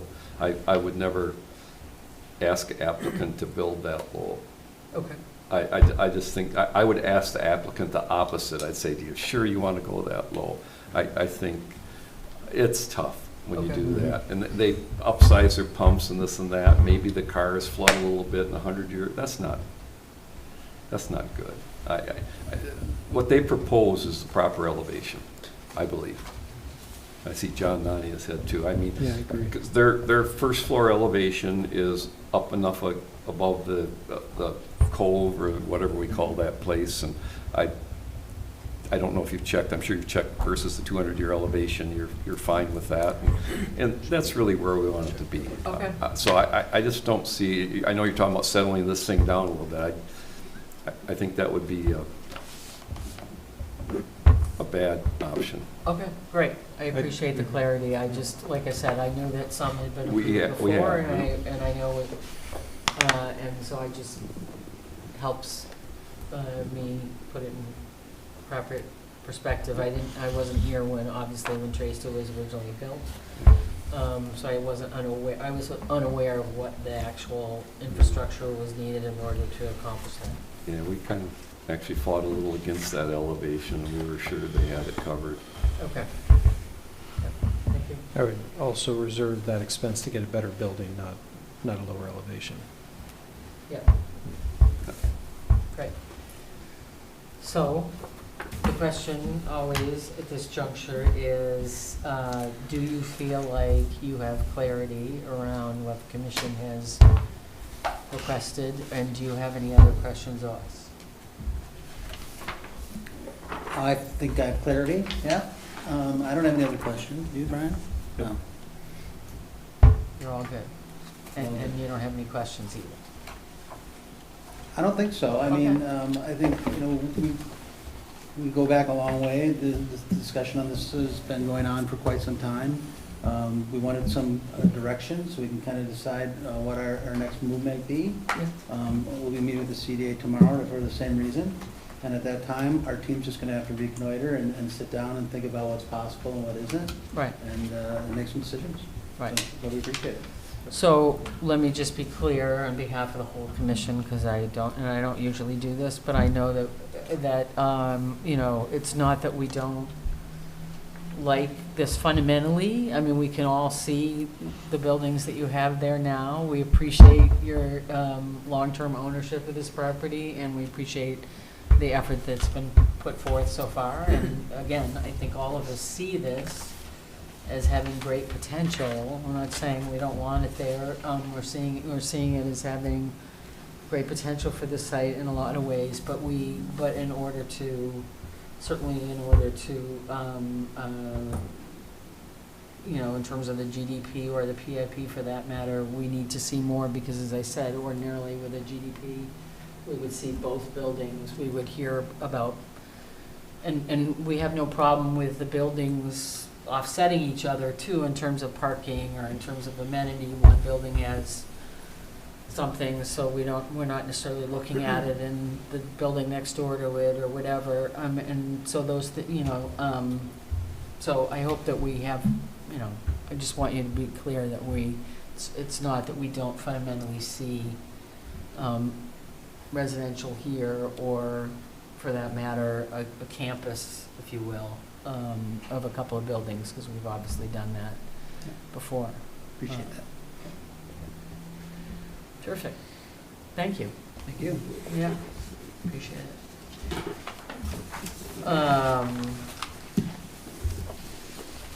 So do we want to move on to C, the PIP? Number 7C, public hearing for DSI Real Estate Group LLC on the request for consideration of a precise implementing PIP for the site located at 100-300 River Place for a multifamily development, case number 2-026-2024.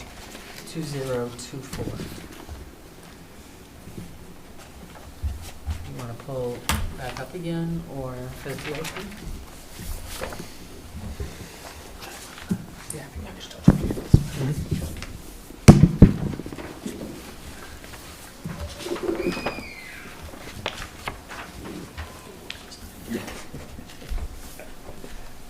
Is this this a good place to kick it off? Yeah, First you know, floor? actually, what would be really great if you could start with the Phase 2 renderings, and I'll just kind of walk really quickly through the renderings, and then we'll go into the floor plans, if at all possible. This, starting here? Yeah, Yeah. that's great. Yeah, so Brian did a great job of setting the table on the architecture.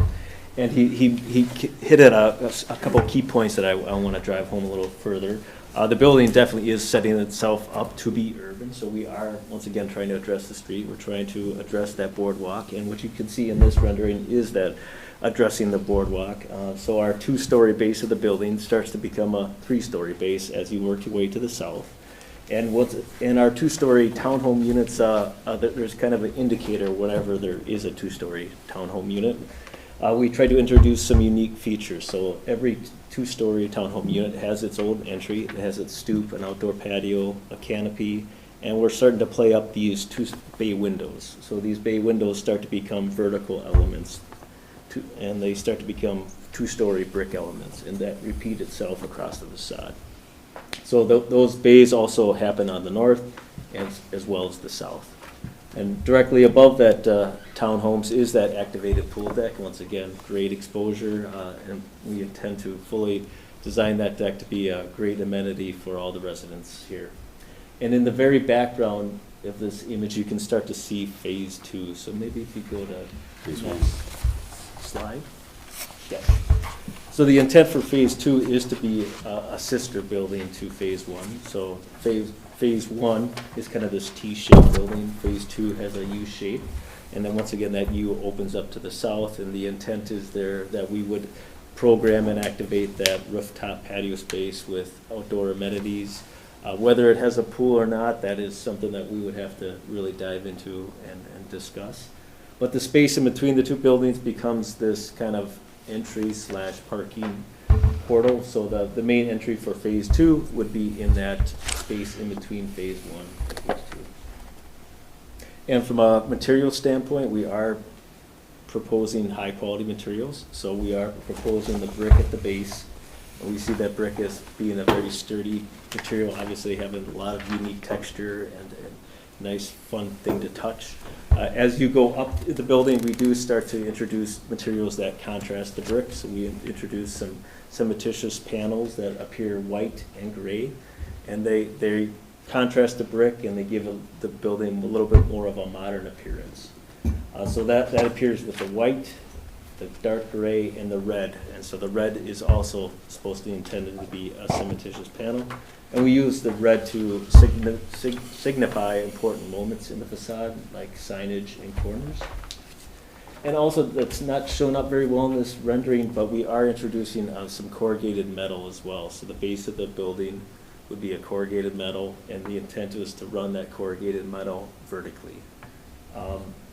And as we continue to work with the team, we will continue to refine these materials and provide you a little more context. This shot, we're moving to the north here now. This is the north facade. And here on the right-hand side of the page, you can see those two-story townhome units. Once again, each townhome unit has their own entry, balconies, or canopy, I should say, and that bay window expression. Moving your way to the center of the building, we have a punch of red, and that punch of red is that entry, as well as some of the amenity spaces, one of those being the fitness center. So the fitness center is directly accessed off that entry lobby. Then on the far end, we start to transition to our typical one-story units. At the base, the two-story base, we do step the building back 6 feet. So that 6-foot setback starts to become a balcony for those third-floor units. So every one of those third-floor units walk out to that 6-foot step back. Then as the building rises up, you can see that we start to play up with the top a little bit with different overhangs and projections. Why don't we walk through the floor plans real quick? Perfect. So this is the lowest level. So these townhome units, this is the first floor of the townhome units, and these units would walk out and be access right to the boardwalk. Once again, behind all that is parking. But these units are also accessible from the building lobby. So there is an internal corridor that would give them access as well as direct access from the exterior.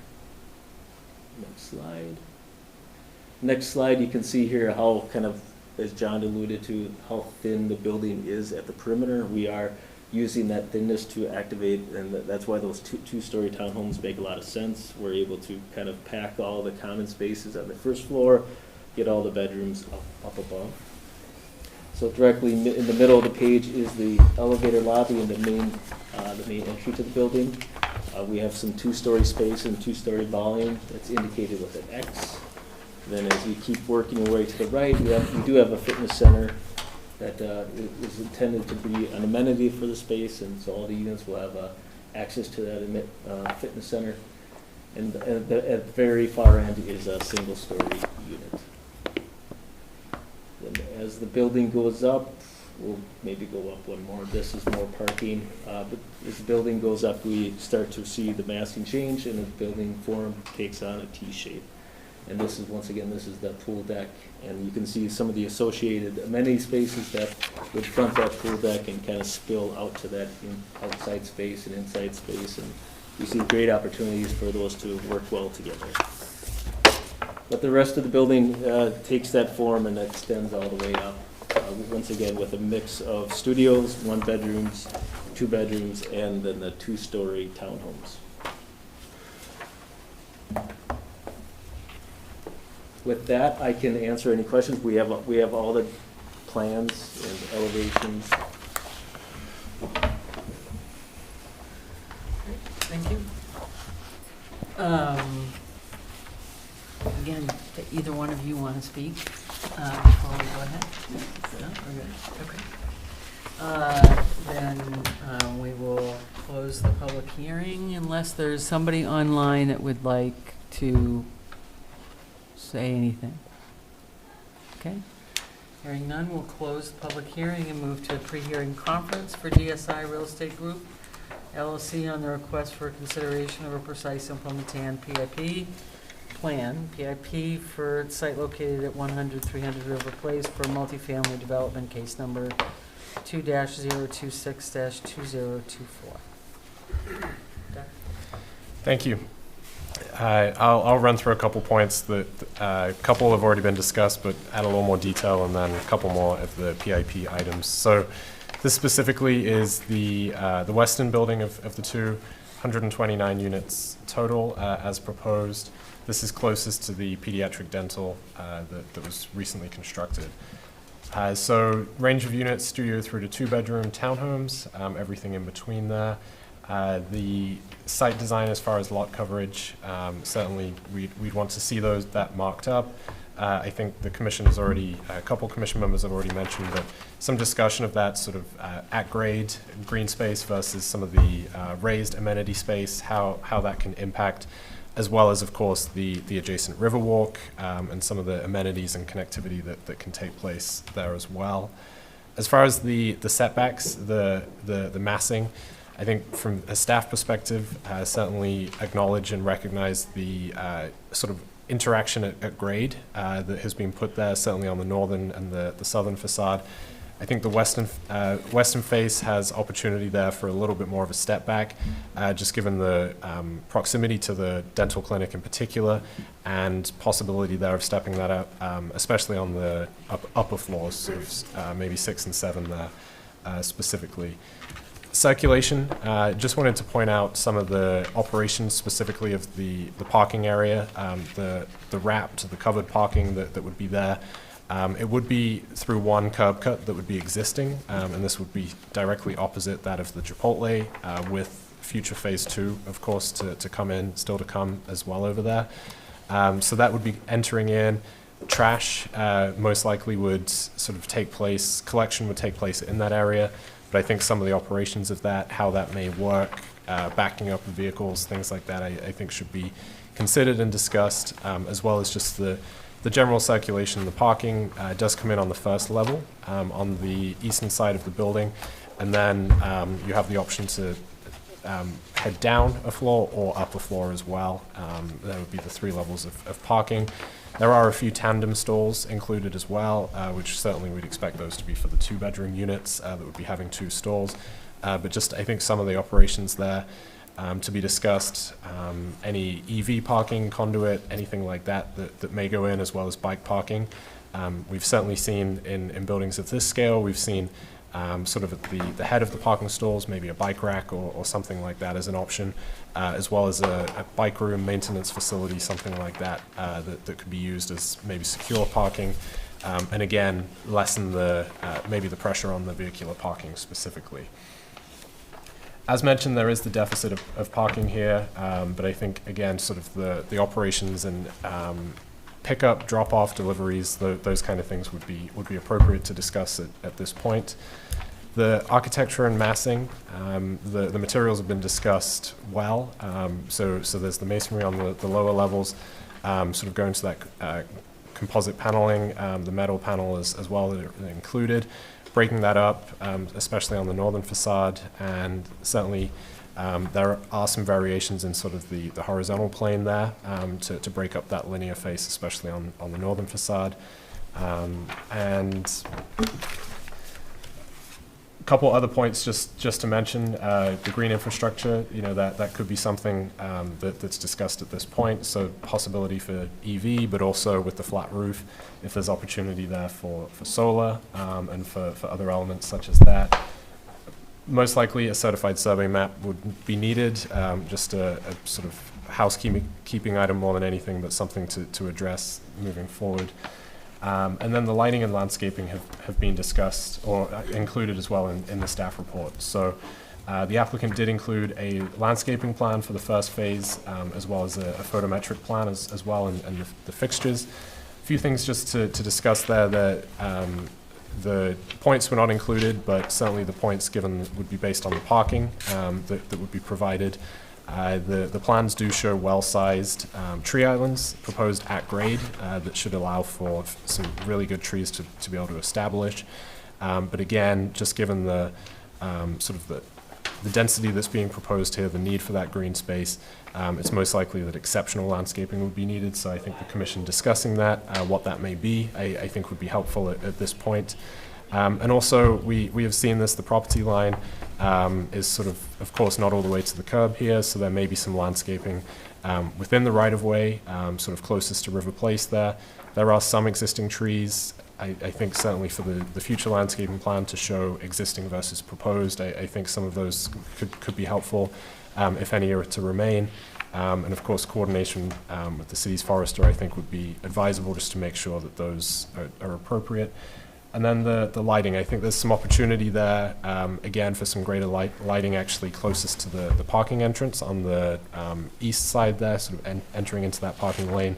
And I think there are a couple inconsistencies potentially shown on the pool deck and things like that. But I think just given the multiple entrances to this building, which staff recognizes has been done well, both the northern as well as sort of that southwestern corner, effective lighting, landscaping will really help with that, and especially help with some of those townhome units, the private space, the private, sort of stoop, as well as a small landing area for the residents. I think that can all be landscaped well. So just including that, and maybe at this point for the commission to discuss that, I think would be great. Thank you. Thank you. Okay. Eeny, meeny, miny, moe. You should start with Brandon, because he had, Huh? start with Brandon. Start with 'cause he had- Brandon? Well, I was gonna start in the middle with John. Oh. If he's game. John, you game? Yep. I'm always game. So these are comments just associated with the phase one, correct? Yes.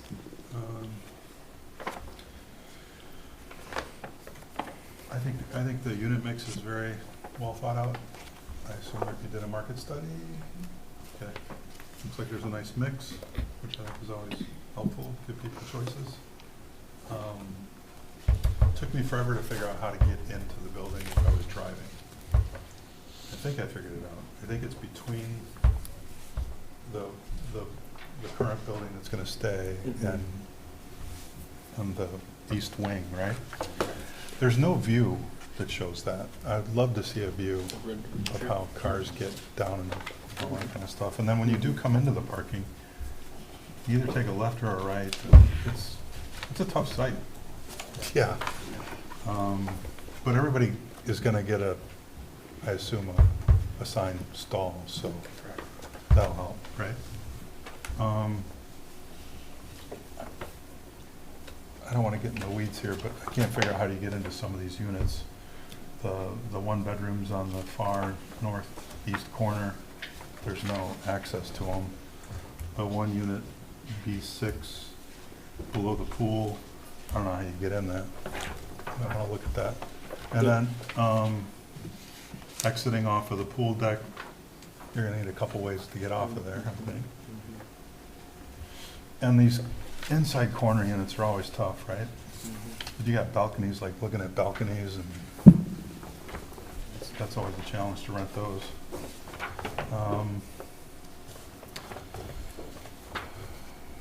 We talked about the parking, right? I mean, I feel a 1.33 per unit ratio is doable.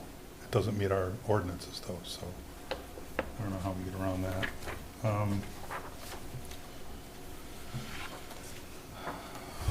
What else do I want to say? The aesthetically, I'm going to say something that maybe nobody else will agree with. But I think there's too much. I think there's enough red in Madison. Okay. And we all know why it's here. And I'm okay with the red for the most part, except for one area. The two red stripes at the top. I just can't get by those. I don't know why. I don't know if it looks like candy or I don't know what it is. But if that was just all white, you can have the other reds. I think it would aesthetically help the building. We've already made that change. Oh, I'd like that to go on the meeting minutes, though. I mean, you're in conceptual design. I think it's,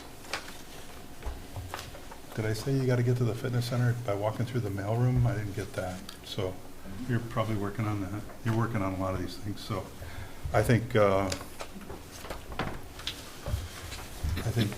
what's the construction type on the building? Is it a three-story podium? It'd be a podium, yes. And then stick above that? Yep. Wood Type 3, frame? Type 3, yeah, wood. Okay. Fired. That's all my comments. Thanks. Thank you. Susan?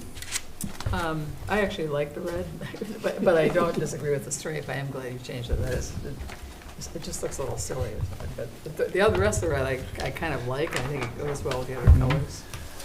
I appreciate that the other colors blend nicely with each other too. I don't like the look where people put 3 or 4 different colors that don't really blend well. And I also appreciate the mix of units too. We see a lot go through with a lot more just efficiencies and one bedrooms, and I'm really happy to see something that has bigger units potentially. So that part's good. I also like the size of the balconies. That's the other thing, is you tend to see these little postage stamp balconies where you can maybe fit 2 chairs and that's it. And these appear to be slightly wider than that. I mean, I think that's nice. If people are bothered by those long but uninterrupted balconies, they can always put screens or something. People can deal with that. So I like those aspects of it. I noticed you have a pet spa in the building, and I don't know where, again, with the limited green space you have left, if you think about a pet run or anything, is that anything that you? A pet run? Yeah, because We really didn't. they do have walkways where people can walk their pets. My office used to be in that building, and I'd look out on that boardwalk all day. Right. It's constant dogs. Dogs walking, yeah. Everyone walks their dogs Right, all yeah, up and yeah. down the boardwalk. And in this area, that might So that might I think that's suffice. sufficient, yeah. Yeah. I guess the other thing would be, given that you'd have assigned parking spaces, I don't know how you do this, but maybe roughing in for EV charging. Oh, for sure. You're planning on doing that anyway? Absolutely, Yeah. we will. All We 3 typically- levels, or I'm sorry. would you do that on all 3 levels, or how do you do that with the way you've got your parking? Yeah, what we normally do is we cluster them to Yeah, start. right, yeah. They can always be added You could- very easily. Right, well, if you have it kind of rough, so yeah, it's easy. What we do is we run conduit Okay. out to the surface lot as well. So if we wanted to add some chargers on the surface lot, we could do it very easily if and when, the need arises.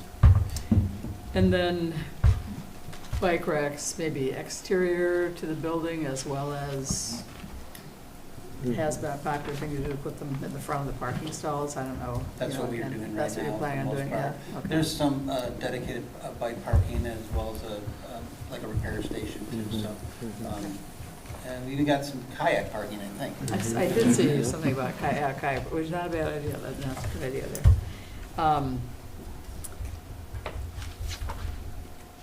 And, you know, back to the, just for a minute, back to if there was any commercial, I guess part of what I was thinking when I was thinking through the commercial thing too is maybe thinking about it more with phase two, but just that if you had, like, I don't know that an insurance company would really add anything to for the residents. If you could add something that would be an amenity for residents, it would just make the whole complex more attractive, although you have some of that here surrounding buildings, so that's just another thought.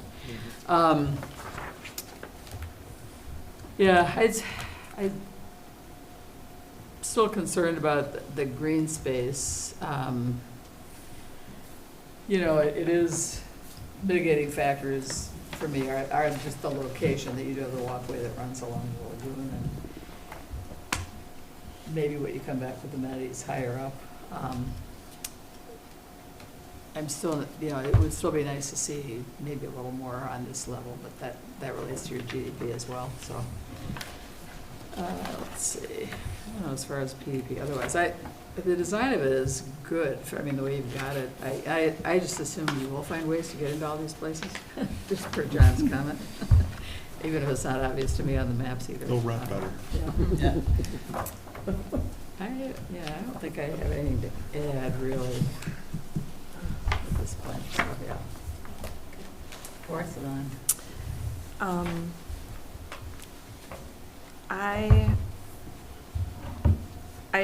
There were some comments that were made earlier that I just wanted to, I guess, bring up again. And one of them was a comment that Susan had made about looking at the nearby structures. I mean, I remember when Chipotle was coming in, and we were really picky about the way that Chipotle looked and the way that Chipotle's lights looked, and thinking about how aesthetically it's going to fit in with the rest of the site.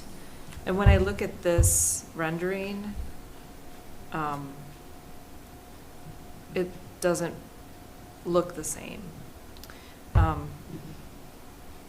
You know, Rob had mentioned that it kind of looks like there might be two different Lego colors kind of stacked together, and I agree with that. It doesn't seem to, there's something missing that has it all flow together with the colors. So that's something that I guess I wish I had something a little bit more specific, but it just doesn't seem to fit in this location the way it is. Maybe it's the brick, maybe it's the color, I'm not sure.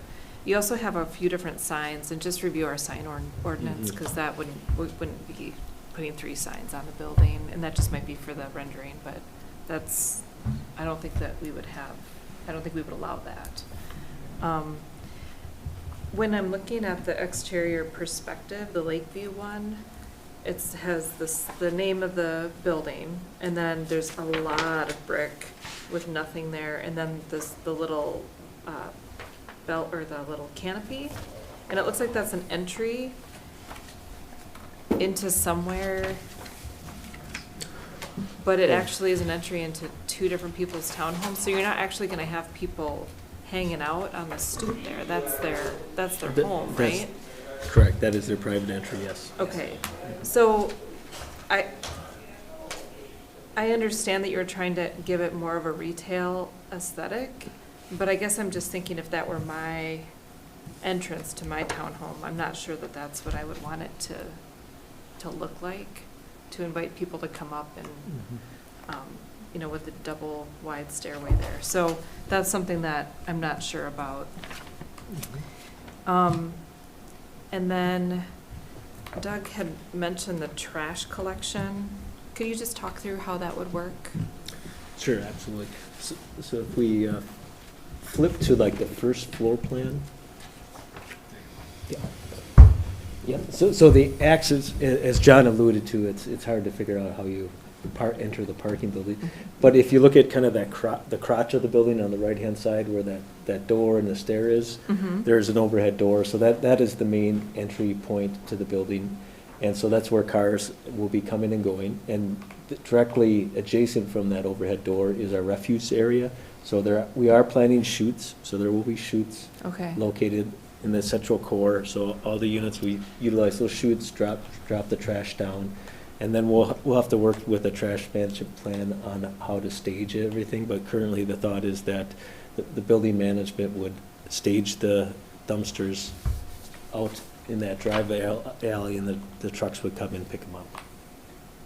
We have that same condition at our most recent one at Grandview, across from the Great Dane East. Uh-huh. And we have several compactors.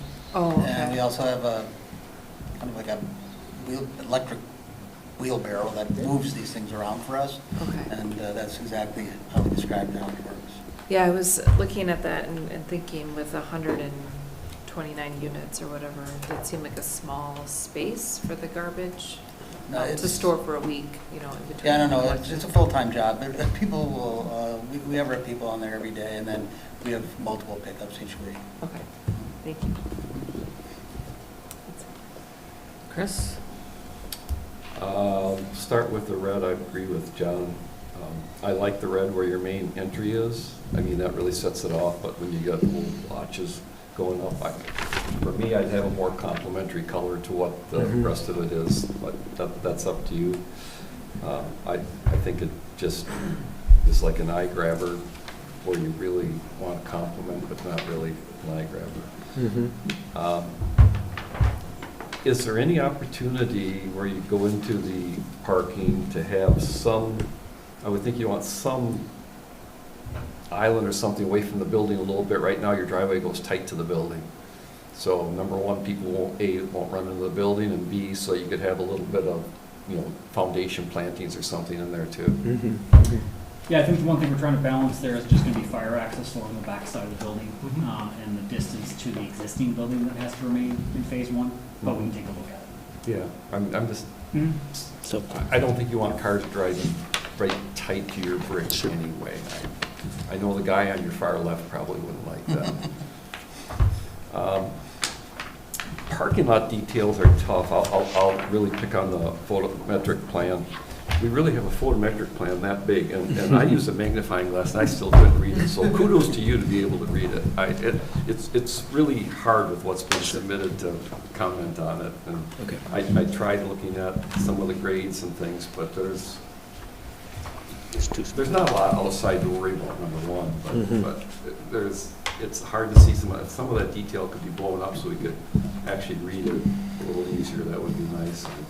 I still don't know how you read it, Doug. Maybe can you read it, John? You're laughing. Can you read it? I think so. So, a lot of the PIP details a lot of them have to do with sites. It's hard to talk about a lot of them. I'm not sure how many points you're able to put around that, and how many points are going to go above and beyond to try to make up for green space that you don't have. And, as far as the grading, we'll just try to make sure, I'm sure you'll do it anyhow, to protect yourself on that. And certainly our consultants will always look at ADA routes and things like that, and make sure you have proper grades for that. That's all stuff you've done many, many times. Sure. Absolutely. Really, other than that, I've mentioned what I think about the facade. I'd like to see something more. I don't want to tell you what to do. Sure. I want you to be creative and see what you can do. I think there's been some parameters talked about tonight on things that could happen.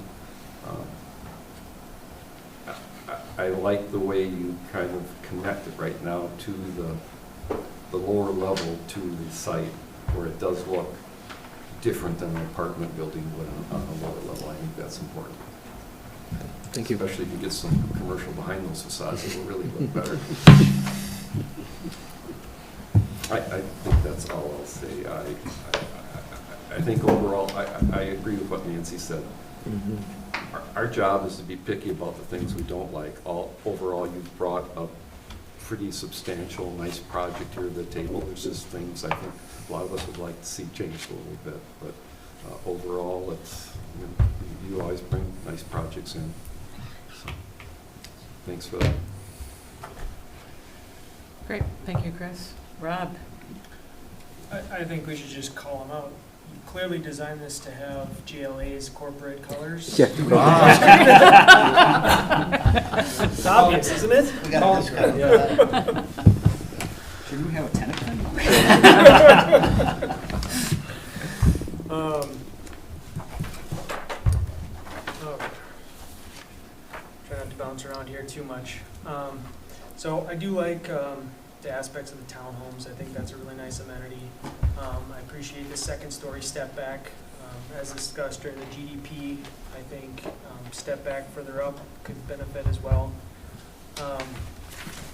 As mentioned before, I think bringing some masonry through the building would help kind of tie the top to the bottom a little bit.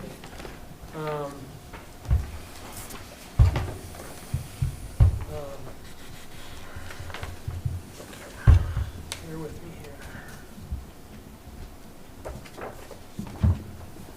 I have the stripe on top circled in red as well.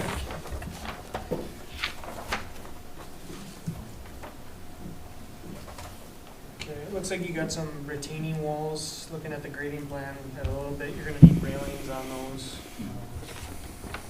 In a couple different locations. Bike parking was talked about.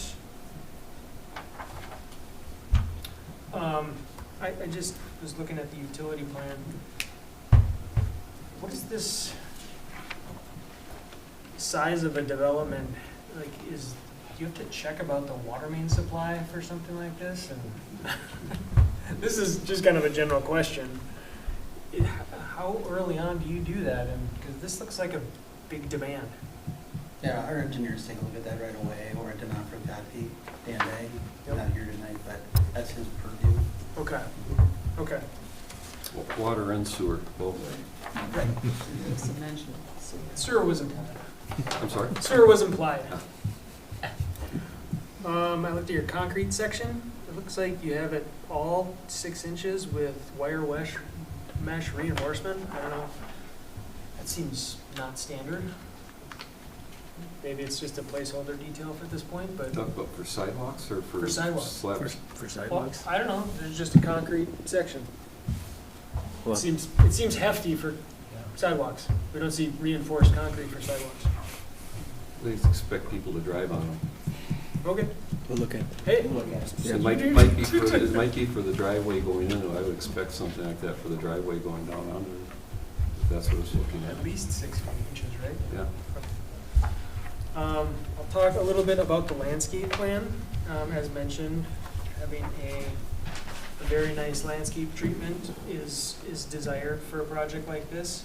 My first glance was that, one of the easiest and I think a more attractive approach is highlighting native landscape plants. And there are a lot of non-native plants. I think I try to push a design with landscape communities, and I think this is an easy sustainability measure because planting in native communities, for one thing, I think it always looks better. That's just me, but you get a comprehensive landscape instead of a one here, one here, one here, one here, that you trim into a circle or a hockey puck. And I think there is there's plenty of evidence to say that you're actually getting ecological benefit. Like, this is a pretty low-hanging fruit for a sustainable measure. Working with a native expert and a landscape architect that knows how to do that is important because you can go awry if you don't know what you're selecting. But that's my opinion about how this could be. This is how you can get that extraordinary landscape. And you could be a trendsetter for Monona because we don't have a lot of that to look to. And if we're looking to make up that 30% coverage space, it would go a long way in my book as an effort to that. So that's my landscape comment, and I'm going to stop. Okay. I'm going to go farther with the red. I actually think the red doesn't serve the building. That's for two reasons, and I'm not saying in part, I mean in whole. One is it's a massive structure, and, you know, the last thing that this building needs is like something to accent itself. The second is that this is sort of like, again, back to like the gateway building to the community. And so thinking about the design language of Monona itself. And so I think a lot more in terms of blues with the city of Monona, you know, in terms of really kind of like connecting to a sense of community and belonging here, you know, but there's a lot of other colors on the color wheel. But actually, I think that for the mass of this building, I don't think the red is a good direction to go. The massing in general, I think that back to Chris's comments during the GDP phase, I think I would still look for more creative opportunities to create some either setback or insets as it relates to the building, just creating a little bit more visual interest. Also to, you know, being direct about the corrugated metal. Not a fan of the corrugated metal, but I do get the sense of like, okay, sort of maybe inviting more of an urban feel. Again, these are totally individual taste things, so take it all with a grain of salt. But I could see other things where in the instances where maybe the corrugated metal is being used, maybe you're using the cementitious material there, and where we do have continuous planes on the building, maybe there's some really interesting things that could be done with continuous glazing versus, you know, these individual lights where you could have, you know, glazing that's also false lights, especially if you're trying to invite that sort of urban feel to the building. I think there's some really attractive things that you could do with that. In general, the overall color palette of the building, I would characterize as being very, these are going to feel like intense words, but it feels like a very primal and brutal building. You know, because we've got strong dark colors, we've got strong red colors, you know, whites, right? Like these are really basic, really strong, kind of powerful.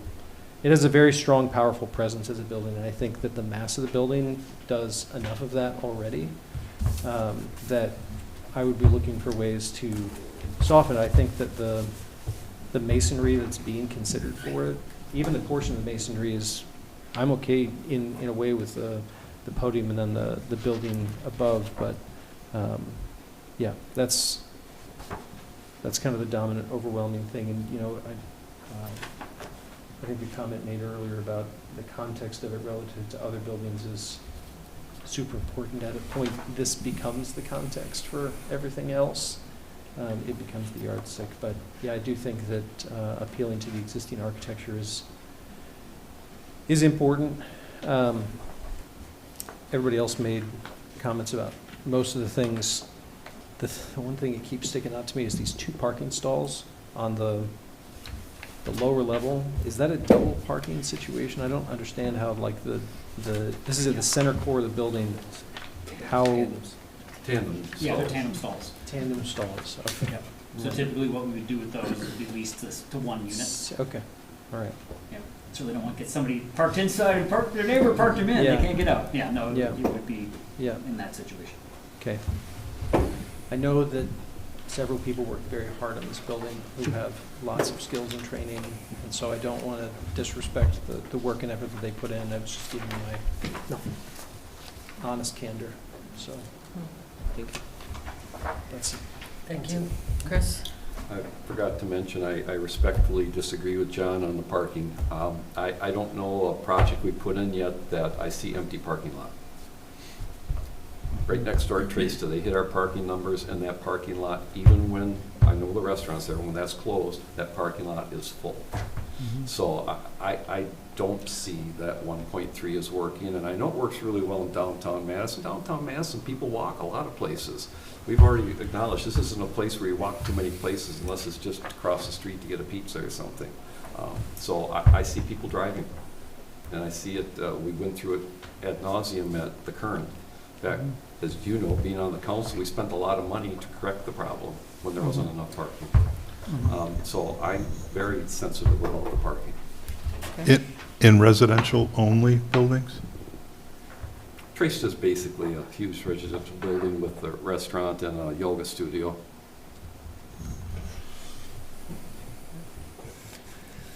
Okay. I will skip my remarks except for to say that that there's another vote against the red. Tell David he can't have red. Sensitive theme. Well, yeah. And about the stripe on the top of the building, but we already know that, so, yeah, no. Again, I think this is a gateway, and there's an opportunity to really have this building stand out in a good way, and we're not quite there yet, so. Yeah, Actually, Susan. since I said I like the red, and I kind of do, but when I look at this picture, when it shows the existing buildings, we use the term softening, that does make some sense to me, to soften all the colors a little bit so that they complement a little bit, because the architectural style is so different already from the existing buildings. It might make sense to think about that, which you can do with all of those materials you have. Rob? Just to push back on that a little bit, like, one building over is Tresta, which Yeah, but it competes with that, I mean, it's one building over. But It's not we a don't diff- need two of those, I guess. What's that? We don't need two of those, is what or three. I mean, But I guess I've made my comments on the building and what I think would help improve it. I don't think this needs marble pillars, and I don't think, the gateway to Monona, I don't know, we just put a Chipotle there.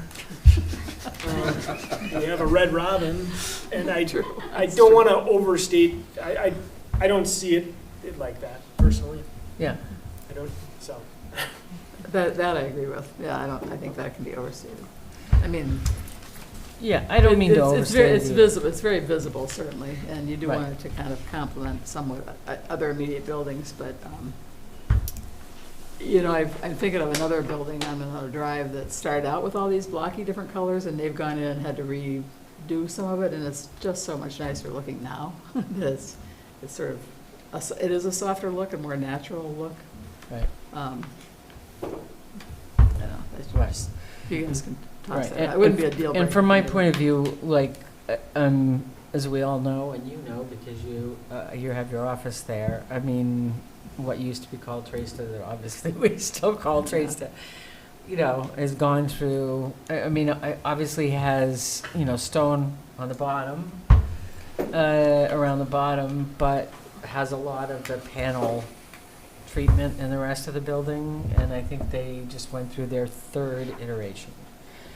And I think when we're talking about improving the material selection as well as the coloring, it's, and adding some brick and stuff, I think it's more around that. It's more along the longevity, standing the test of time. And I didn't mean to overblow that this is like a gateway, but it is gonna stick out. This is- That's just my From a opinion. long distance, yeah. No, I agree. No, I don't, so, once again, do you feel like you have enough direction from for the PIP, and do you have any questions of us? I'm good. Thank you. Yeah, you good? Okay. Great, then, Commission, I assume has no other comments? Again, thank you very much. Thank Thank you. Thank you. Thanks.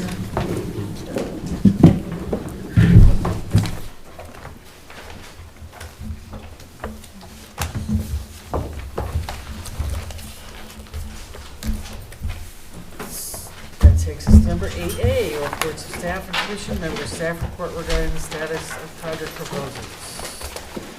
Thank you. As way of kind of updates, timing, and things like that, you'll see I am expecting a meeting on December 9th. We will certainly be canceling December 23rd. December 9th, the Monona Pines 5105 is returning for their conditions of approval follow-up. If you remember, there were a couple architectural items and elements that they're looking to come back. So they have that submitted, and that will be on the agenda. And most likely the Engel Street vacation as well, the vacation of the right-of-way there for the associated with the Topgolf development, beginning the process for that possible vacation as well. So they're the two items, a little lighter of an agenda than the last couple. And just as way of update, as mentioned, this application will be going to CDA tomorrow night for the first discussion. This It is, River Place is a newly created district, a newly created tax increment district, so they'll be having their first discussion with the CDA tomorrow. They are looking for TIF assistance, and the development agreement for the Topgolf proposal will be returning as well for discussion, possible recommendation to council moving from there. Thank you. That's it from staff. Anything on DEI or sustainability? Nothing at this time. Okay. Thank you. Do we have any plan commission requests from staff? I have two questions. One is on the, I'll call it the BESA project. It appears as though the general contractor has changed, like, after the foundations and the elevator shaft was put in. Correct. How does that happen? Or, I mean, how does the new contractor take on the liability of what somebody else built? I'm sure there are legal issues there that are being overcome. That's correct, yes. Okay. They did, they've updated the building permit license numbers. Some of the subs have remained the same, just a couple, but certainly the general contractor has changed, has switched. There were impacts with that as it related to the development agreement and the TIF component to that, an extension has been agreed with the city council. Certainly from my desk and from the building inspection, that there were no changes made to those plans between contractors, because that, just the change certainly doesn't require any further review, but of course any modifications. So it was one of the first questions I had, and there have not been any changes made, so. And so then the second one is the Bloom. Yes. Looks like it changed design firms.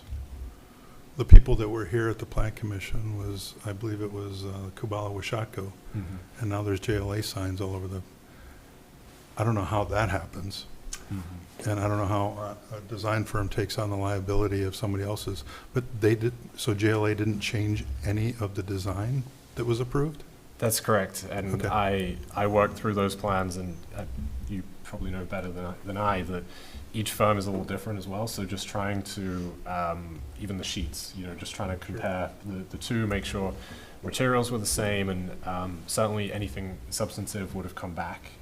There were a couple, based on MG&E and very small items like that, but there were a couple items that I did require. There was sort of variation in the roof line, for example, a couple items like that I wanted to clarify that look different between the two sets of plans that have been. Again, I don't know the exact reasoning, but you're correct that it switched from the time of approval to what was submitted, state plan review, and what came across for building permits. It was JLA with the most recent. Okay. And it won't be a red building. It will not be a red building. Maybe maize and blue at some point. I just have one. Since the 1989 Broadway plan comes up fairly often, and I forget where, is that on a list somewhere to be reviewed and updated, or what's the status of that? It is part of. Just gets put on a back burner constantly. And it's actually being discussed as we look to go out for the comp plan as possibility, as maybe part of a bid or something like that, maybe as an alternate or an option, that'd be sort of a corridor plan or something that's envisioned for us. And I would say corridor potentially for Broadway, possibly the Drive. I think there's some discussion about that, sort of this larger master planning, and I feel that has been to council as well and been discussed, and I think there's opportunity to do those together or sort of That makes sense. somewhat concurrently. So with that would sort of be seen as the formal retirement of that Right. plan, but it feels appropriate still to bring it up, but again, how much it carries is minimal. I would We've say. totally violated that Right. plan numerous times. Well, we have, and that's why- It's been abandoned in effect. That's I why mean, every time I see it, We I thought, violated it. why are I we mean, looking at tonight's this? Yeah. complete violation of it. Officially abandon it at the very least? Or is there anything? That takes alcohol. I'd say there's certainly a process to do that, and I would suggest part of that could be that if we have a next step to sort of update it or Right. to repeal, replace, something like that, I think would probably be the best way to do it. So hoping to have a clearer path probably in the next few months to advise on that, certainly. And I can say, you know, because we've talked about it as well, just to reiterate, we definitely see both the Broadway and Monona Drive as the two major corridors as being part of what will be the new comprehensive plan, highlights of the new comprehensive plan, and including it in both. So. Now, Monona Drive, there is two different plans. There's that access management, which I was shocked that the engineer brought it up, because we haven't looked at that for years. That was pre-Monona Drive rebuild to try to give us guidance before rebuilding Monona Drive. So to pull that up, to say, well, it's not in conformance with that, well, that was only for pre-Monona Drive to try to cut down on driveway cuts and Right. give them some definition. But then there's also the Monona Drive design guidelines. That's different, and that's Right. something we still have and Right. use a little bit. Right. So, Right. but the access management guidelines, Doug, when you, I mean, that's a silly thing to be bringing up now. All right. Anything else? Move I'll take a adjourn. a motion. I was Second. going to say, I'll take a motion to adjourn. I'll second. And we've got one from Corey. Do I have a I have a second? second. Second from Brendan. All those in favor say aye. Aye. We are adjourned. Way to move it along. Thank you. Everybody have a fantastic Thanksgiving, wherever and whomever you spend it with.